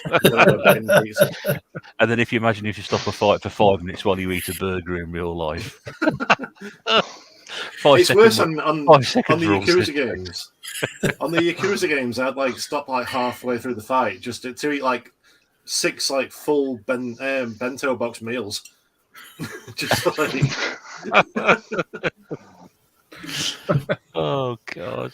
You'll have the comments, Russ. If you catch up, honestly. I'm just trying. Yeah, I'm not far off the bottom now. Nick's mentioned Alien versus Predator. Absolutely coincidentally, because I didn't mean to. I've got an Alien versus Predator. Oh, you totally did. Don't bullshit. Oh, I didn't even notice that. That's fantastic, man. Where's my T-shirt? Did not know that. Didn't even notice that. Genuinely, when I get up in the morning, I just pick the next T-shirt out of my wardrobe, and it just happened to be that one. Nice. And I've got to say that game is one of my all-time favorites. For a long time, aside from just after Spider-Man the video game, Aliens vs Predator was my go-to game for most of the first half of the 90s. Absolutely loved that game. I'm also a big Predator fan, so that helped. Yeah, loved it. It's my favourite arcade game of all time, and I was so happy to actually be able to sit and play through it on an actual arcade machine in the arcade club in Leeds a couple of years ago. Just absolutely. Was it there? I never saw it there. I would have played it myself. Yeah. I have that as well. That's how I play it. Yeah. They were. That's how I play it on the. So on the bottom floor in arcade club, there was a big a row of candy cabs, and I remember because Nathan Birdsall was sat playing Cadillacs and Dinosaurs together, and I was sat on the next one playing Alien vs Predator. Oh nice! I didn't see it when I was there, so I don't know. Maybe they didn't have it there the day I went, but I always would have played it. Ironically, neither did I. And I said, Pete, where did you play that? He's like, I was right next to you. And Right next to you. Afterwards, he's like, I played that at the arcade club. I was like, where? It's the next cab along. Dylan says the cover art on Streets of Rage 3 in PAL regions was shocking. I know that's not important, but it just bugged him. Martin from the Hobby Lodge is here. Martin, good evening. I don't like any of them. I'll be honest with you. I've never liked the cover art on any of the games on the Mega Drive. None of them. I don't. Yeah, I don't. Yeah. No, I don't know. They are 4 little bits apart. Slightly uninspiring, I think. They could have been a bit more impactful, I think. Joe loves all the Streets Race games. Now have the bare knuckle games and complete them too. Where are we? That reminds me, actually. Sorry, just to interject again. Just to interject again, we mentioned about Streets Race 3 about the Japanese version being easier. There was one of the Russian beat games. I can't remember which one it was on the SNES, where you could actually input a cheat code and play the Japanese version, and that was a lot easier too. And if anything, I expect it to be the other way around. I'd expect them to dumb it down for the US and UK markets. Yeah, they did do that. There was some changes from the Japanese version. I think it was I think in the US it was Peacemakers. Was it Peacemaker? Yeah. And in Japan it was I think it was Russian beat Shura, the third one. Shura, yeah. Yeah. And I think that, they did make some changes. So basically the Japanese version is better. If you're going to play it, play the Japanese version. Going back to that Batman game, it's the Wii game. I think we talked about the Brave and the Bold. Jimmy Tick 74 with a comment. Jimmy, good. Yeah, that's right. Don't recognise the name, but nice. That's a good game. Yeah, just very. One of my. I recommend it to anybody. It's not expensive either. It's dead cheap to pick up, so definitely worth it if you got a Wii. One of the worth getting on the DS as well. Oh, it's a DS version as well. All right. Virtually exactly the same game, but I think you can link the two together and unlock something. Oh, lovely. That's good. Yeah, you can. Yeah, you can. People talk about burgers not being, salad would be more appropriate these days as opposed to burgers. Imagine going the effort of kicking a crate to bits and a bag of rocket leaves fall out. It's I'm sure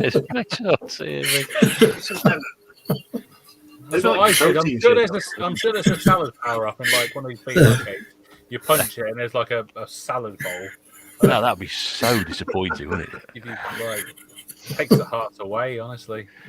Wouldn't the burger be like carbohydrates or something? When you need that rather than the Joe's right though. Like you'd upset people if there was a burger fallout. Like all the vegans would be like, "No, can't have that." I don't really care. I always thought the beat 'em up. I always thought it had to be a combination of meat and carbs, like protein and carbs. Exactly. That's what it had to be for you to carry on fighting. Some black beans. A tin of black beans falls out. That's got protein in it. I don't know. Go back to soundtracks in games from Philip. Dylan at Rob. Konami's Aliens has now made it to Mister. Not played that in many years. Kind of a mix of beat 'em up and shooter. Yeah, I like that game. I'd never heard of that game until I started playing on MAME. Brilliant game. It's a weird fact about that game, actually. There's an enemy in it which is like a sort of zombie human, which is like a human that's been implanted with like a sort of brain bug thing that controls him. And it's not connected in any way to Alien vs. Predator because that's made by Capcom and Aliens was made by Konami. But the enemy is in both games and it's the only bit of Aliens media where those enemies appear. And it's just, I don't know, just a little bit of trivia for you. Educating the audience, that's what we like. The funny thing about eating a Bonita burger, I feel stuffed, not re-energized. Right, let's move off of burgers as power-ups. Eddie asked a question. What console had the best brawlers? Rob, what do you reckon? I would say it's hard to pick one definitive one because I would say the Super Nintendo had the most brawlers. But I would argue that the Mega Drive had the best brawler. So if you wanted variety, I would say Super Nintendo. And then I know some people are going to expect me to say Saturn, but there's not that many actual brawlers on the Saturn. There's some good ones on there. One person is waiting for you to say Saturn. One person is waiting for you to say Saturn. I know. Someone, I could feel the energy. Someone was like looking at me funny. Guardian Heroes. Yeah. Guardian Heroes. But you see, no, there's some great brawlers on the Saturn, but there's not that much of a variety, and I still feel that the SNES is probably the console to go for because it had the most. But I still argue that the Mega Drive had the best. So it's kind of hard. The 16-bit generation, outside of the arcades, was probably the best place for brawlers, because by the time we got into the 32-bit generation, unfortunately, especially for us Westerners, we were denied a lot of great games and home ports. The Saturn, the Japanese Saturn, had a good selection. Not that many, but the ones they did have were mostly quality. And same goes for the Japanese PlayStation, had some great ones. But unfortunately for us Westerners, it was very limited. So the 32-bit generation was probably not the best, even though we would have gotten some much more accurate arcade conversions. But I'd say overall, Super Nintendo is probably the best console. Okay. Same question to you, Pete. I'm going to cheat, actually, and say Switch. The Switch? Naughty. It's a cheat answer, though, because you can essentially play everything that's on the That's a cheat Mega answer, Drive. because You can play everything that's on the Mega Drive on the SNES, but then it's got Street Fighter 4, it's got Mayhem Brawler, it's got Final Vendetta, it's got Scott Pilgrim, it's got 99 Vidas, it's got Raging Justice. All like the modern ones that you'd love are all on there as well. But also, I'd say don't discount the Game Boy Advance. TNT is amazing. Star Wars Episode 3, Revenge of the Sith, really good. There's Gekido and Guardian Heroes. Guardian Heroes. Completely forgot what it was called then for a second. Yeah. GBA, really good game. That's right. Really good console. GBA is excellent. Game. That is true. Good call, Pete. Good call. There we go. I'll ask Nathan a second. He's put a couple down there, so I'll come back to it. Messing around in the comments. Don't worry about it. Neo Geo hands down says anonymous threat music. Mutation Nation is a really good game, actually. Best brawler on the Saturn is Three Dirty Dwarfs. Can you say that now? Say dwarves. Dwarves. Dwarves. Three dirty little people. Three dirty little people. That's what it should be. Philip says the Mega Drive. Tetley says Killer Instinct on SNES is still my number one console beat 'em up. And also Nick says the Saturn had Capcom's Dungeons and Dragons games and Warriors of Fate as well. Go on then, Nathan. Warriors of Fate also. Warriors of Fate also came out on the Japanese PlayStation as well. So I don't always immediately associate it with Saturn, because I know it's on the PlayStation. It's just we never got it in the West. It's a fun game though. And it's on the Capcom Beat 'em Up collection for Switch and PS4. If people want to play it. I've got the D&D games on the PS3 as well. Yes, I have that too. Yes. Yeah. But it was available. Here in the West digitally on PlayStation 3 and Xbox 360. Yeah. The super beat 'em ups. Really good. It did come out on the Saturn. Not the best port, just unfortunately due to loading times. It does suffer from some loading times. Like sometimes it will just pause in the middle of the game to load, which is a bit of a shame. But aside from that, it's a really good game. Eddie said it's on the PS4 Brawler collection now, I think. There we go. You can't say... What's he talking about? PS4 Brawler collection? PS4? Dungeons and Dragons? Are you sure, Eddie? Don't raise my hopes up here. Your purchase coming up. No, because I'm literally when I'm done with this, I'm gonna go straight on my PS4. I'm like, I've never seen that, Eddie. You better not be lying to me, because don't be raising my hopes up, Eddie. Go back to that question. Best console for brawlers. Is it a question that you can answer? Do you think you could have a crack at, Sean? I think Mega Drive's probably the one with the best, but I probably played more on the Master System. Thinking about it, but yeah, I'd say Mega Drive for me. Nice. See, I'm going to cheat like Pete and say Retro Freak or Mister because you can play everything. No, I'm not going to cheat. See, I'm torn between this because I would say if you want a console in its own right, probably the Mega Drive had the most like brawler side-scrolling ones that I can remember that were just brilliant. But like I got this a while ago and I made a video on it. If you get one of these and mod it, what is it? Neo Geo ASP Arcade Stick Pro, and just mod it and put like a micro but a USB drive in it, you can just load all the arcade like fighters onto it, all the Capcom ones, like everything from the arcades, you can just put on there, and that will just have you busy for like hours, and it's just amazing. So, and that gives you kind of that home arcade experience, because if you haven't got room for an arcade cab like me, or you just can't get to Arcade Club, then that'll do it. But if you're talking consoles, definitely the Mega Drive, because the Streets of Rage games are amazing, and I think it'd take a lot to actually like top that, to be honest, in my opinion. It's a console I associate this genre with specifically. I mean, it wasn't so much Streets of Rage, but bizarrely for me, it was what I understand now, rather disappointingly bad conversion of Captain America and the Avengers. I had that game. I had that game. When that's like a £60 game or something, maybe a bit more than that there, which makes me cry. But I had that, and I played it to death. It was just one of my favourite games. I know it's not a great conversion of it, but I think the Mega Drive version is surprisingly solid. Personally, I'm glad you said that, because I think it's a good game. I do, and I know I did try and play the arcade version of MAME. I didn't find it the same as the Mega Drive version. Well, that's what I grew up playing. So the thing that got me back into retro gaming was, I know it's like much hated, but it was swine. He's got a copy of it.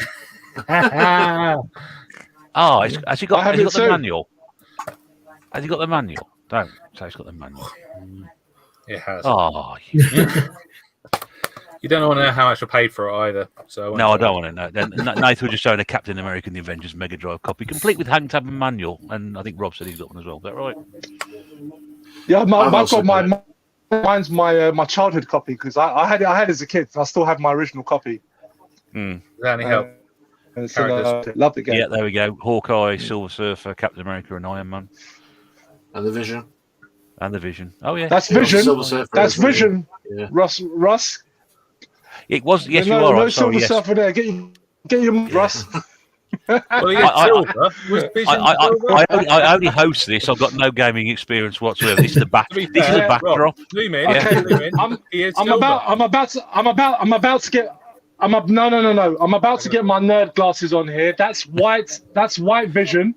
He was actually recently introduced. He was recently introduced in the Marvel series. In WandaVision. Yeah, there was a period of time in the late 80s where he was white, and yes, so that's where that comes from. Because I was also confused the first time I saw that as well. So WandaVision sounds like a boy. There we go. Yeah, I was going to say the Vision was never in One Direction, but I don't know where we got that from. But anyway, you are right. The whole thing that got me into retro gaming again, like back in the day, was this At Games Mega Drive, which everybody hates. Everybody hates it, but it's solely responsible for getting me into retro gaming again. What the fuck is that? What do you mean, what the fuck is that? This is the most hated games console. It's the most hated games console in history. Disgusting. It was kicked off the minis. It was the first mini console, guarantee you. And it kind of loaded with like a bunch of games, and you could put your old cartridges in there and play really badly emulated versions of them. Yeah. But, mine was the retro gen, which was the handheld. Basically, you put the Mega Drive cartridge in the back, and it was like handheld. I had that back in I think it was around 2009, 2010, and that got me back into retro gaming as well. Yeah, I owe a lot to that little console. The first games I bought physically after getting that were Mega Game 6, because it had Streets of Rage on it, and Captain America and the Avengers. Absolutely love that game. I just remember as a kid, though, the digitized speech on it, because I wasn't really into comics when I was a little kid. the digitized speech in it was that bad that I actually thought Vision was called Pigeon. And at the start, when he comes out and shouts "Avengers Assemble," I thought it was Avengers of Sumo, and I have no idea what that meant. Everyone wanted to play as Pigeon, didn't they? Everyone wanted to play as You Pigeon. could shit all over games consoles, and then someone would restore them. Do you know what? When I am, Sorry, just stop over a second. Nathan, I know you're going to drop off, mate. So I just want to just say thanks for coming on, mate. And thanks. It's been a lot of fun, guys. Sorry. Thank you, brother. It's good to have you on. We'll see you again soon, mate. All right, take care. Bye for now. Thank you, Nate. And Philip's left us as well. Very, very quickly before we just go back to that, Rob, Eddie said it's not. He's just checked. He thought he played it on the PlayStation 4, but it's on the Xbox instead. God damn it, Eddie! Stop raising my hopes like that, man. I almost had a heart attack. I was like, when was that on? I had no idea. No. I should also mention as well. I was going to mention while he was in. I think guys could probably Sean and Pete might know this. Nate's done a video about that modding that arcade stick, hasn't he? Yeah, I think he has, yeah. Yeah, so but I should mention as well, links to everybody's channel are below, including our guest tonight, Rob. If you want to go across and check the guys' channels out. But Nate did show that Neo Geo stick off. Yeah, I remember he did that, yeah. Yeah, there's a video on his channel about how to mod it. If you listened to that earlier, go across and watch that. Some really good advice there and show you how to do it as well, if that's something you're interested in. Right, and very, very quickly, just Nick's commenting. Capcom had a home console similar to the AES called the CPS Changer that played all their CPS2 games, and not a particularly affordable console. No. Anybody heard of that? Never. No. I know of the. I mean, I know Capcom released that arcade stick, which was like basically the Capcom that had, I think, it had 16 arcade games on it, including Aliens versus Predator. But I've never seen that. Yeah. No, I've never come across that one. It was the only way you could like legally own Alien versus Predator, that arcade stick, if my memory serves me rightly. And it's, that's right. I nearly bought it for that reason, but it's like £200 for that game is a bit much. But saying that, I've got this Mortal Kombat 2 arcade one-up machine next to me, which was you have, yeah. So that's kind of the same. Quick hello to Jangir. I have the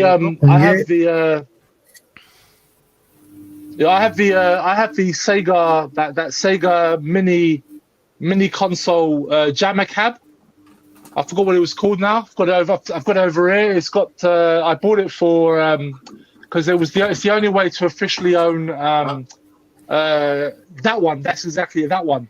Because it has where's my fucking hell, Golden Axe, Revenge of Death Adder. Yeah, Revenge of Death Adder. Yeah, it's the only way to. It's the only way to officially own that game, and I bought it just for that. And it's one of my all-time favorite games. For me, that's the best Golden Axe.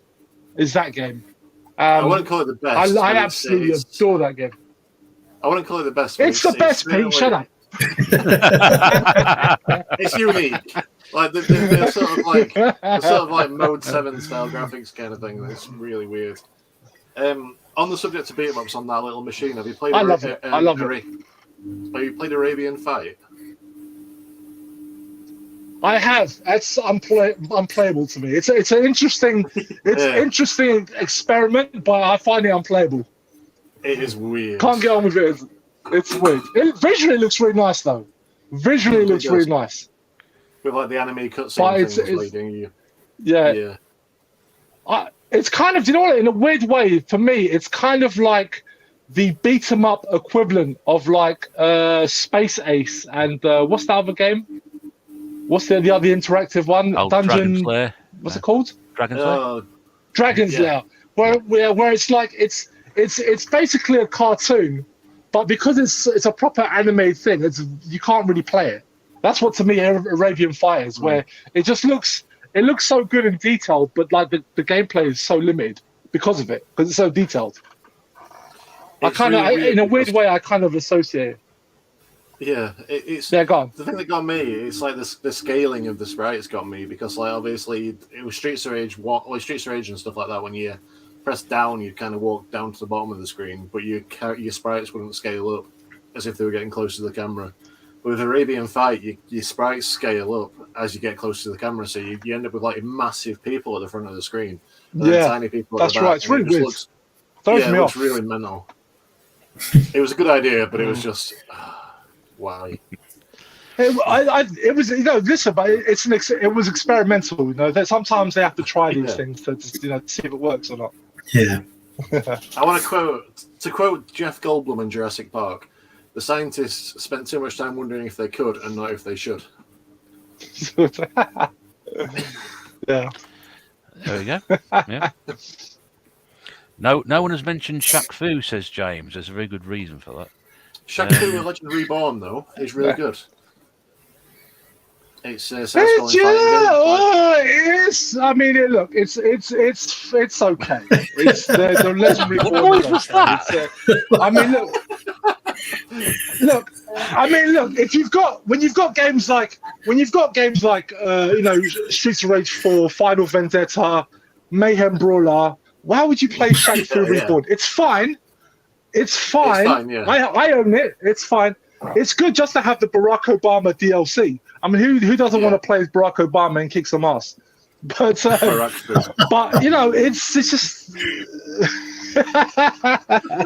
But it's just it's there. It exists. I'm a huge supporter of the original Shaq Fu though as well. Going into the one-on-one fighter games. I am a huge supporter of the original Shaq Fu, and I think everybody who slugs it off saying it's got bad hit detection and all that, they're playing the shit SNES version, and they should play the Mega Drive version, which is much better. And I absolutely love that game as a kid, and I love it now. Pay. I'm pretty sure they're both shit. No. You see, I would argue the point that if you are that desperate to play a fighting game based around the central character being a basketball star, then you're already onto a loser. Whether it could be the best game in the world, it won't make any difference. What is the appeal of having Shaquille O'Neal as a playable character in a fighting game? You just answered the question there. It's not a basketball star, it's Shaquille O'Neal. Crossover star, actor, rapper. He wasn't at the time. He was a basketball star. He was a basketball star at the time. I want to see Shaquille O'Neal play basketball. Ross, I don't need to come round and do the cooking for me, do I? Ross, did you ever play Def Jam Fight for New York on the PlayStation 2? You'd be surprised to know no. I'm surprised. I thought that would be right up your street. No. I've got it. I have got it somewhere. I have got it. Listen, that is hands down one of the best games ever. And you're playing a bunch of rappers, and you're playing as some actors, and just random other celebrities are in that game. And to me, that's one of the best games on PS2, hands down. Like for me, the most played game on my PS2 was that game. And that's why it commands a high price in the US, because it's so highly regarded, and so good. It's amazing, and it's about rappers. It's a rappers, so you can play Snoop Dogg. Snoop Dogg was the bad guy in it. Snoop Doggy Dogg was the bad guy in it. We were supposed to be scared of Snoop Dogg. What could the old Snoop Dogg? You're joking, did you?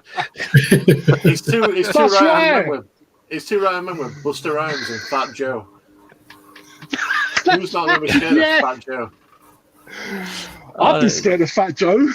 Yeah. And then he's a real gangster. Betrays him there. Busta Rhymes betrays him and joins He does. Getting rapidly sidetracked. There was that game about Charles Barkley. Was it Shut Up and Jam? Charles Barkley, which was I think that was a platform game, wasn't it? That was a basketball game, though. Was it? There was no. You're thinking of that's Michael Jordan, Chaos in the Windy City. That's the one, yeah. I sort of mentioned Windy City, which made me think of it, yeah. Why would I want to play a Michael Jordan platform? I want to play Michael Jordan basketball, not bloody... I don't know. I don't get it sometimes. I don't know where to get these ideas from. I'm not going to lie. I actually won that game. I want it in my collection. Chaos. It's just a super game. I must have it. Oh dear. Well, I've got one question which we'll finish on. I just want to get through a couple of the comments here as well. Dylan mentioned the Capcom arcade stick. Also has Pro Gear on it, cracking cave shooter. Game Zone Birdery said Last Action Hero is a terrible game. Michael Jordan had a good SNES game, which is one we just talked about, which is Windy City. Which we brought up. Yeah, just talking about. Yep. Yeah. Yeah, Jen Pixel says, I've got Shackfield on the Mega Drive. I should give it a look, then blame Pete if it's as bad as others say. Stuart, you're welcome. Oh, dear. Yeah, there we go. So the question I want to finish on is obviously we've been talking about this genre all night. Is it something that is alive and well and that's going to carry on, or do you think it's a format which, perhaps has had its day, or are we looking for the next big thing in this sort of genre? So I'll finish with Rob because he's our guest and I want him to do sort of the final word on this. I'm going to come to you first, Sean. That's a big question to ask because not your favourite genre. I mean, for me, it's something that I first played on many years ago. It's not really something I get into. We've not really touched on the one-on-one fighters, which could be, we can have Rob back and talk about those another time. I'm pretty sure of it. I've certainly not played many of these sort of styles in the last 10, 15 years, but it is something I enjoyed back then. So I mean, where do you see the future of this, Sean? Is it something you're going to dip back into, or?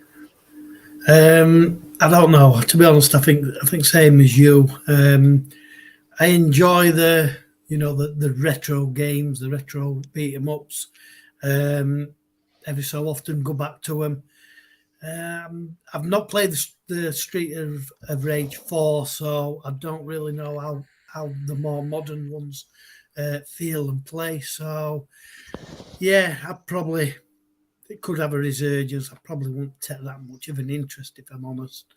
I'm happy to just go back to the old style ones, the retro ones. Okay, there's a couple of shouts here. Fist of the North Star, Anonymous Threat Music, which the Japanese one has Blood.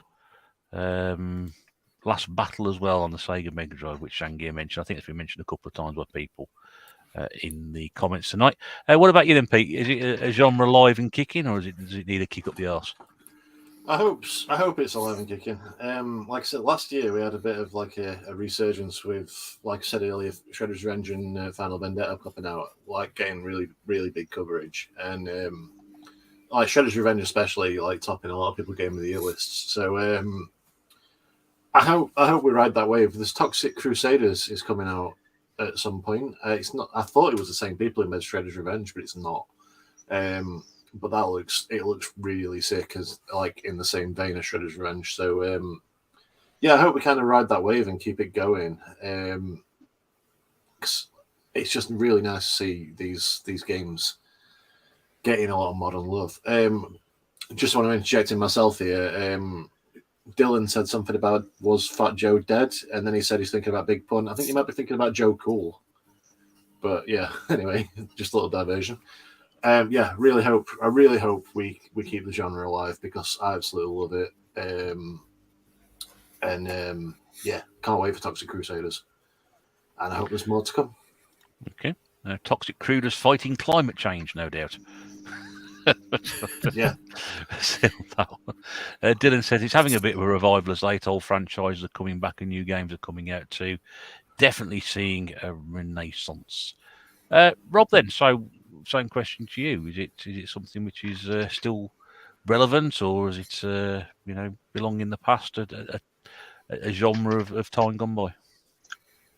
No, I'd say it's definitely had a bit of resurgence in recent years, and it's been growing. And I just want to actually give a shout out to a YouTuber called The Flying Kick, who basically does nothing but cover modern side-scrolling beat-em-ups. And he recently, and I don't know if any of you guys are even aware of this, but very, very soon there is going to be a side-scrolling beat-em-up based on the Phantom, the old pulp hero. Yeah.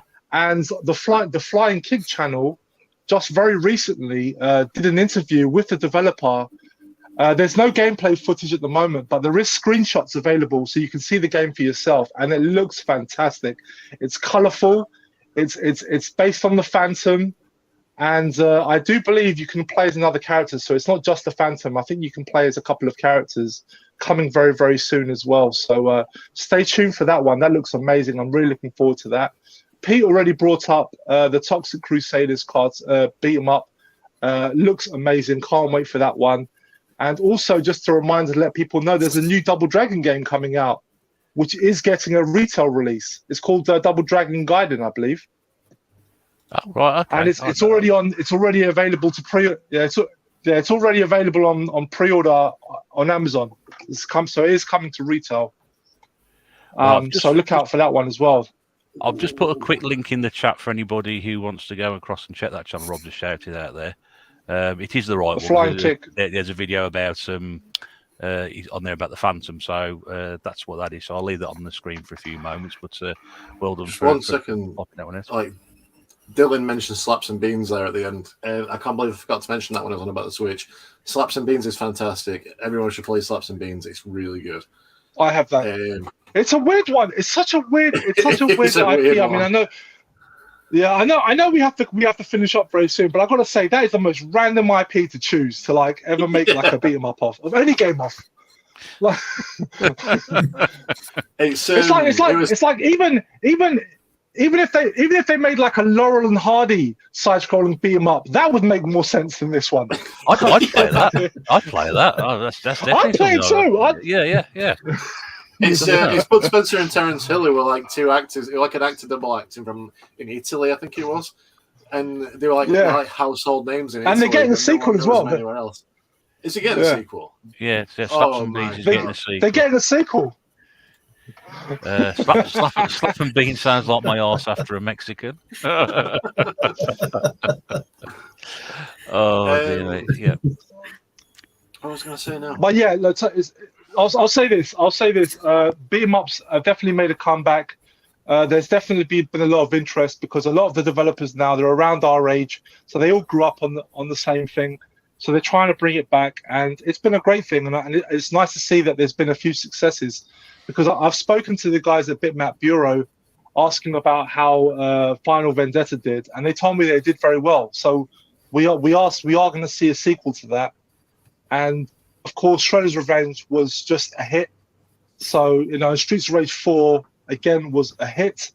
So it's doing very well, and I'm thankful that not only are we seeing brand new 2D side-scrolling beat 'em ups, but also, you got companies like Konami who are willing to re-release the old stuff, because that Cowabunga collection was like a dream for me. I never thought that we would ever see such a compilation. So the fact that we have all these side-scrolling beat 'em ups and fighters in one collection was just a highlight. I really wish that Konami and Capcom would do more of these compilations, because it's amazing. Love them, and I would pay more. I would pay more if they try to get, like, I would love to see a Capcom licensed compilation with Cadillacs and Dinosaurs, Aliens versus Predator, Dungeons and Dragons. Now, all those IPs would mean that the compilation would be more expensive. Me personally, I would shell out for it. I would pay over £100 just to have that collection. But I probably wouldn't pay £100, but I would definitely pay a lot for that. I'd pay full price for that. It would cost more because of the license, and I'd completely understand that, and I would be willing to shell for it. One last thing before we go, I was on about, like, I mentioned it recently about, this current trend of like Shredder's Revenge and Toxic Crusaders. What I would really love to see is a real Ghostbusters game based on the cartoon in like an Alien Storm kind of style. I think that would be absolutely awesome. Man, Pay, why did you have to bring that up, man? Now you got that in my head now. That's just amazing. I never thought of that. Let's start lobbying. I want that now. You've got more reach. You've got better reach than I have. Get onto the Bitmap Bureau, guys. Tell them that's what we want. Yeah, we got their ear, Rob. Get them onto it. Yes, that's it. Yeah, that'd be so good. Just to finish off, Joe says hopefully we get another Streets of Rage. Definitely some traction for a Laurel. Totally agree with that. Yeah, definitely traction for Laurel and Hardy beat 'em up. James said he'd love to play one as well. Of course, there was a platform game many years ago. Do you know what? That was just something that came out of my head, and that was just something that just literally came to my head, and then all of a sudden, I'm like, the more I think about it, the more I kind of want that now. Yeah. Make a fantastic game. Yeah, because there was a Charlie Chaplin game. Dylan mentioned there's a Three Stooges who make a good slapstick beat, but there was a game on the Three Stooges. That was. That on the Amiga and the C64 disc, I think, and the ST as well. There we go. James says, thanks very much for enjoying the stream. Lovely. Well, that's always pleased to keep people happy. And very, very quickly, Jangi says, wish for an Altered Beast remake. I think we all wish for that. I'm a proper go at it this time. Make it a good game. Can I say very quickly, like, if you should play a game by Konami called Metamorphic Force. It's basically Altered Beast as a side-scrolling beat-em-up, and it's fantastic. Check it out, Metamorphic Force. You can play it on name very easily. It's an awesome game. I love that game. One of my favorites.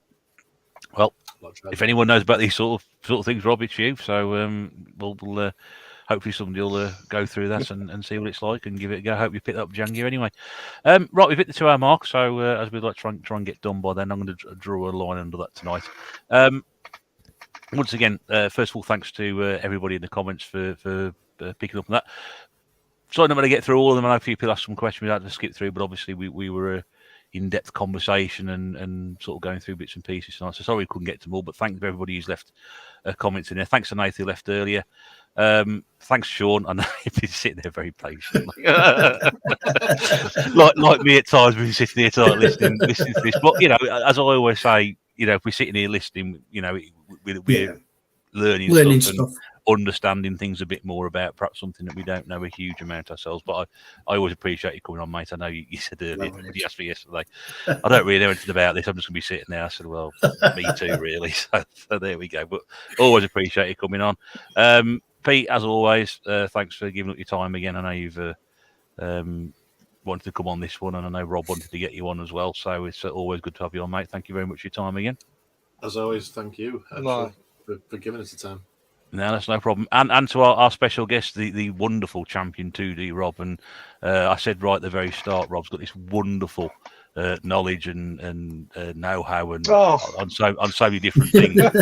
And honestly, it's been an absolute pleasure to sit here and listen to you talk about some of your favourites and your experiences. You've certainly given us a few pointers, and hopefully people in the chat have picked up on that as well. And thanks so much for getting in touch and wanting to come on. It's been great you on, mate, and I hope we get you back for something else in the future. Mate, listen, it's been an absolute pleasure. Thank you for having me on. I've been wanting to come on for a while, but you've got to update. You can't have this email thing, Russ. It's too slow. Emails. Get on social media so we can contact you quicker. I'm too slow. The email is fine. It's down to the operator who does it. But I know what you said. Yes, I know exactly what you said. I had a few problems with it, but yes, I know I do understand. If I bring myself into the 21st century, we'll be all right. Even your missus on Instagram. Why are you not on Instagram, but your missus on Instagram? You should be on Instagram. She's got more time than I have. What are you on about this? I only got enough time to do anything my own. If they're playing on Instagram, spend enough on WhatsApp. But yeah.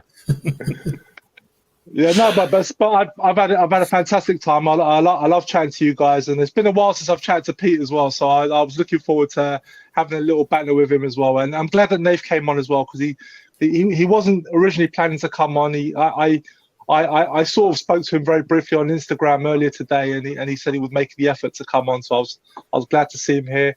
Glad to speak to you, Sean, as well, mate. It's been a while. Yeah, likewise, I haven't spoken to you in ages, mate. It's been a while. So it's nice to talk to all you guys, man. I miss doing this sort of stuff. So thank you for having me on, man. Real pleasure. I'd love to come back on. Well, I've now got you on WhatsApp, so hopefully it'll be a lot easier going forward. All right, so we'll get that sorted. Guys, I'm going to drop you backstage. I'll have a quick chat with you in a moment, but if you'd like to give everybody a wave as you go off, that'll be appreciated. And we'll see you all again soon.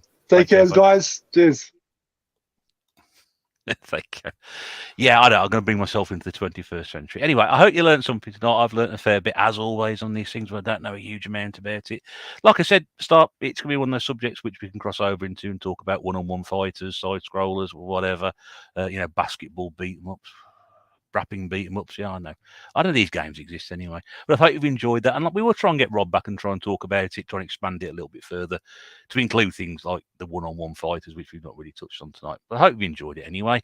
We're back in 2 weeks' time, which is going to be the bank holiday weekend, which I think is the 28th of May, according to my scroll at the bottom. I'm not quite sure what's happening that night yet. Hopefully, we might have a special guest on. I won't know until next weekend. But I will put a post up to let you know what we're talking about. That hopefully will be a bit of a special episode. In the meantime, thanks to you all in the chat. You're all great.